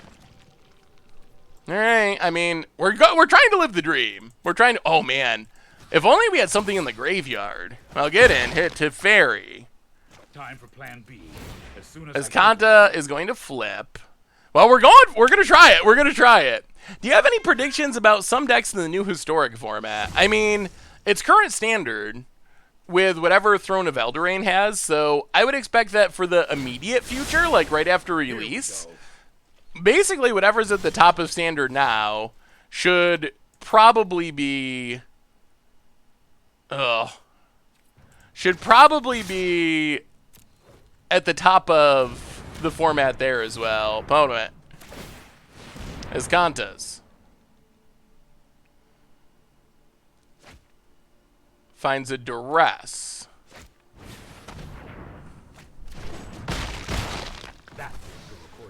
Our opponent is a hater of fun and everything good about Magic. I don't get why they wouldn't make Brawl historic. People don't want 60 card commander decks. Yeah, I kind of think that too. I think another one. I think that one of the big issues with Brawl is rotating commander is not something most people are interested in. Well, Scampering Torture.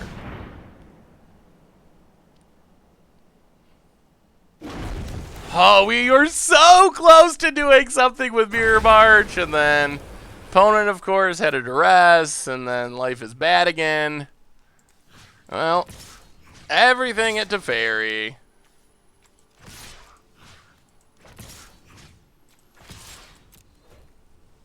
Opponent going to activate his Kanta.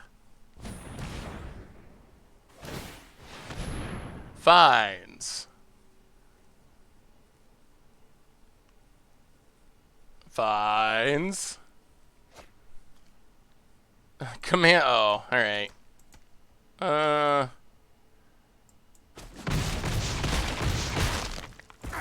Now what?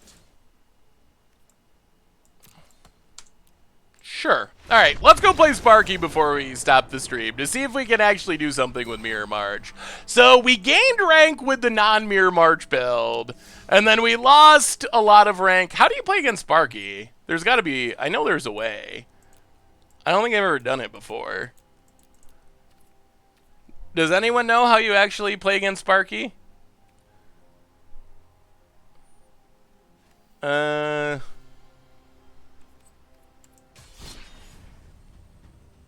Oh, bot match?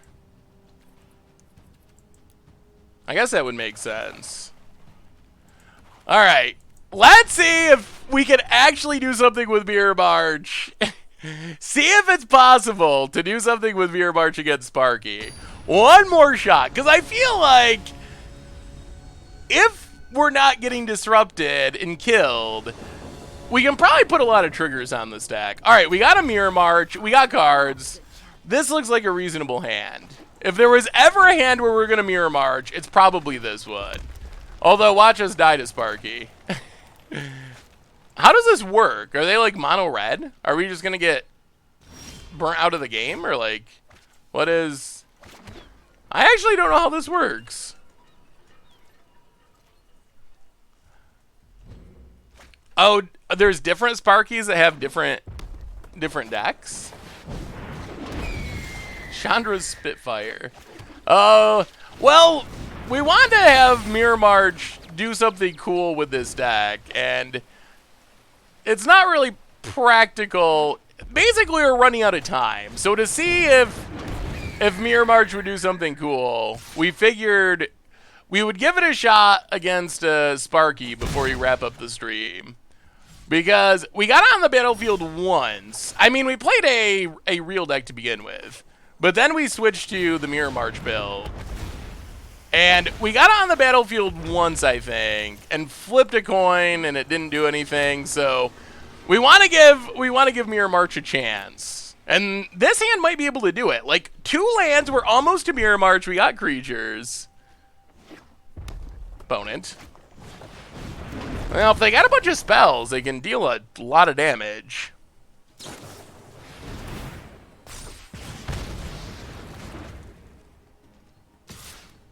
Huh. Well, good thing they didn't play that in any sort of logical way. That was the most odd and awkward way I could imagine playing that. Alright, so let's play a land. Play Risen Reef. Wow, Sparky not very good. Why would they put 2 damage on the same creature? Why, Sparky? Why? Why? Thunderkid Awakener. Trigger, trigger. Mirror March. Well, unless our opponent literally can kill us here, we're going to get down to Mirror March, and then we have a chance. Oh. Well, maybe I shouldn't be making fun of Sparky. Definitely want to just attack with Thunderkin Awakener. Holy, no lands. All right. Well, that was something. Well. Okay, discard. Discard. Discard. Discard. All right. Are we dead? Are we dead to the Sparkster? Pout it. Gets in. Hits us. Sure. No blocks.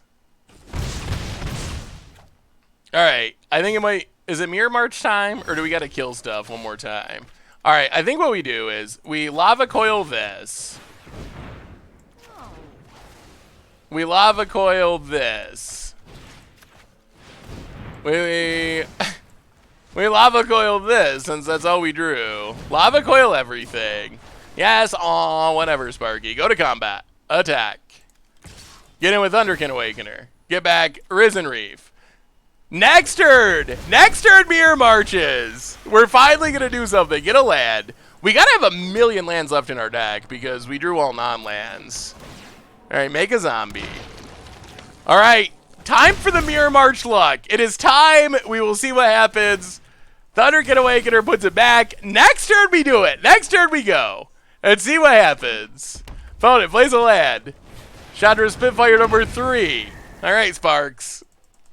Alright, mute you. Opponent passes. Okay. So Mirror March. We play Mirror March. Yikes. Yes, yikes. We play Thunderkin Awakener. We get triggers. We don't have a Yarok, but triggers Field of the Dead.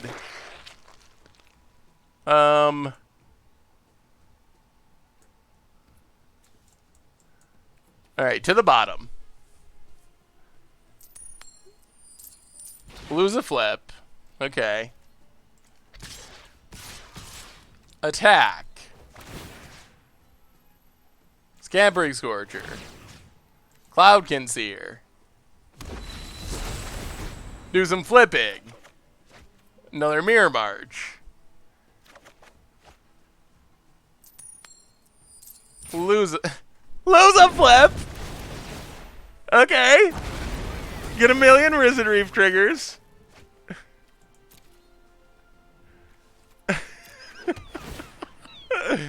Make some zombies.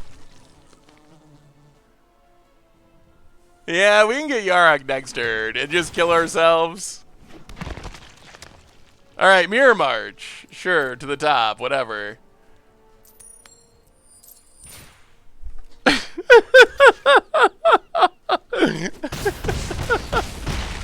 It's still Mirror March, even against Sparky. Go ahead. Yeah. Yeah.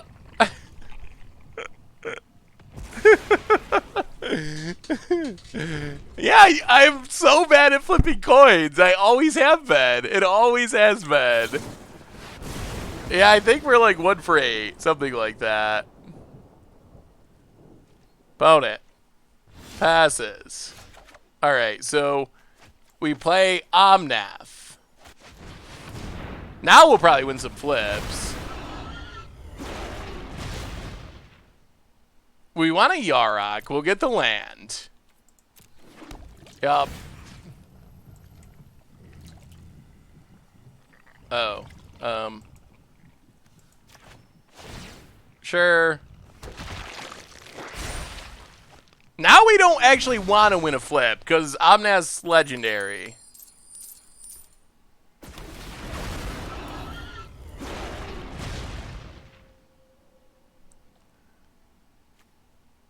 Oh, keep Omnath. You're doing great. Yes, we don't want to win yet. We want to do a thing. Cavalier of Thorns, sure. Yeah, we still get to enter the battlefield. Neoform, Omnath. Yeah, Yarok. We're still not really going off, which is really sad. We're playing against a bot, and we're still not really going crazy with this. All right, make some zombies. Scabber Scorcher. Oh, there's all of our flip luck. Oh, now we mill out. Oh, Vera stuff. Welcome to the fishbowl. Thank you so much for your subscription. Big scoop cheer for our new subscriber. Well, new things. We win our flips at the most inopportune time.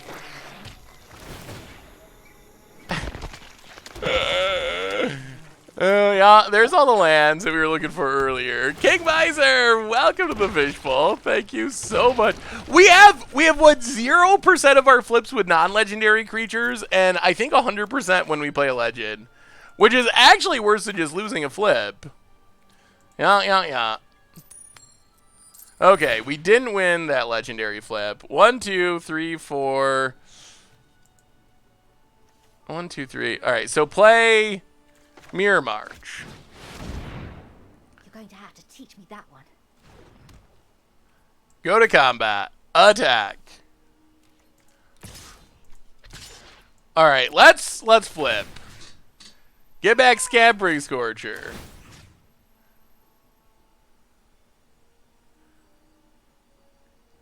Oh, this is gonna. Well, I guess we're gonna. Okay. Well, now we definitely mill out, but that's okay. Milling out's fine. We get to flip along the way. I guess we're not technically drawing cards, so we're not gonna die. Risen Reef is a card draw, so if we win enough flips and get enough hasty tokens. Okay. Well, that's our entire deck. Yes, I know. Yes. Okay, sure. Jurgen, welcome to the fishbowl. Thank you so much for your subscription. Big soups cheer for our new subscriber. Yeah, we're in combat, so yeah, this is the end. I mean, yeah. Oh, Mirror March. It's so risky. It is the riskiest. Well, deck has been drawn. Literally the whole thing. Well, one card left. Last card. Sure, it's a land. Well, at least now we can stop dealing with these Risen Reef triggers. Make a bunch of zombies. And now we get the Mirror March flips. Okay. Whiff. Whiff. Slightly hit. How did Kibler get 10 flips in a row? How can we not get more than... How are we so bad at flipping coins? Here comes the Scorcher. Yeah, that's a lot of triggers that do nothing. Yeah, we are going to lose to Sparky, but at least we showed how bad our coin flip luck is. And it's bad. Genetics, yeah. Okay, that could be. Trigger. Well, let's see if we can at least win some flips with these Scroungers. Let's have a good moment before Sparky beats us. I wonder if I'm the first streamer to ever lose to Sparky. I mean, I guess we did just kill ourselves, so that makes it a little bit less embarrassing, but... Alright, resolve. Come on, let's get to these mirror marches. Thank you, Risen Reef. I appreciate it. Alright, mirror march number 1. Why does it flip like 10 coins for one flip? I don't understand the animation. It like flips, flips, flips, flips. Take a different action or the game will end in a draw? Wait, have we gone infinite somehow? Why? Why is it saying that?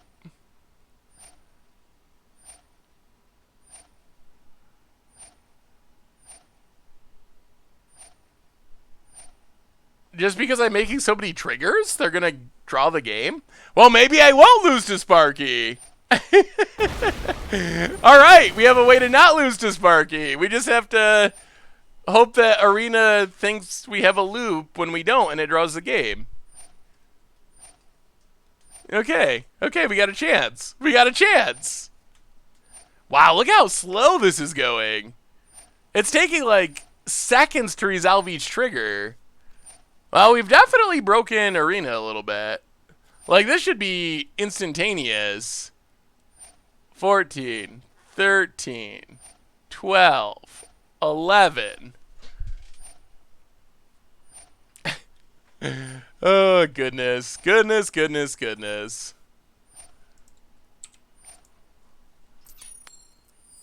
And we lose the flip. And we lose the flip. And we... we never got more than 2. Oh, alright, Sparky. You got us. Oh my god. Well, we reconfirmed that we're not very good at flipping coins. Coin flip deck should be avoided at all costs in the future.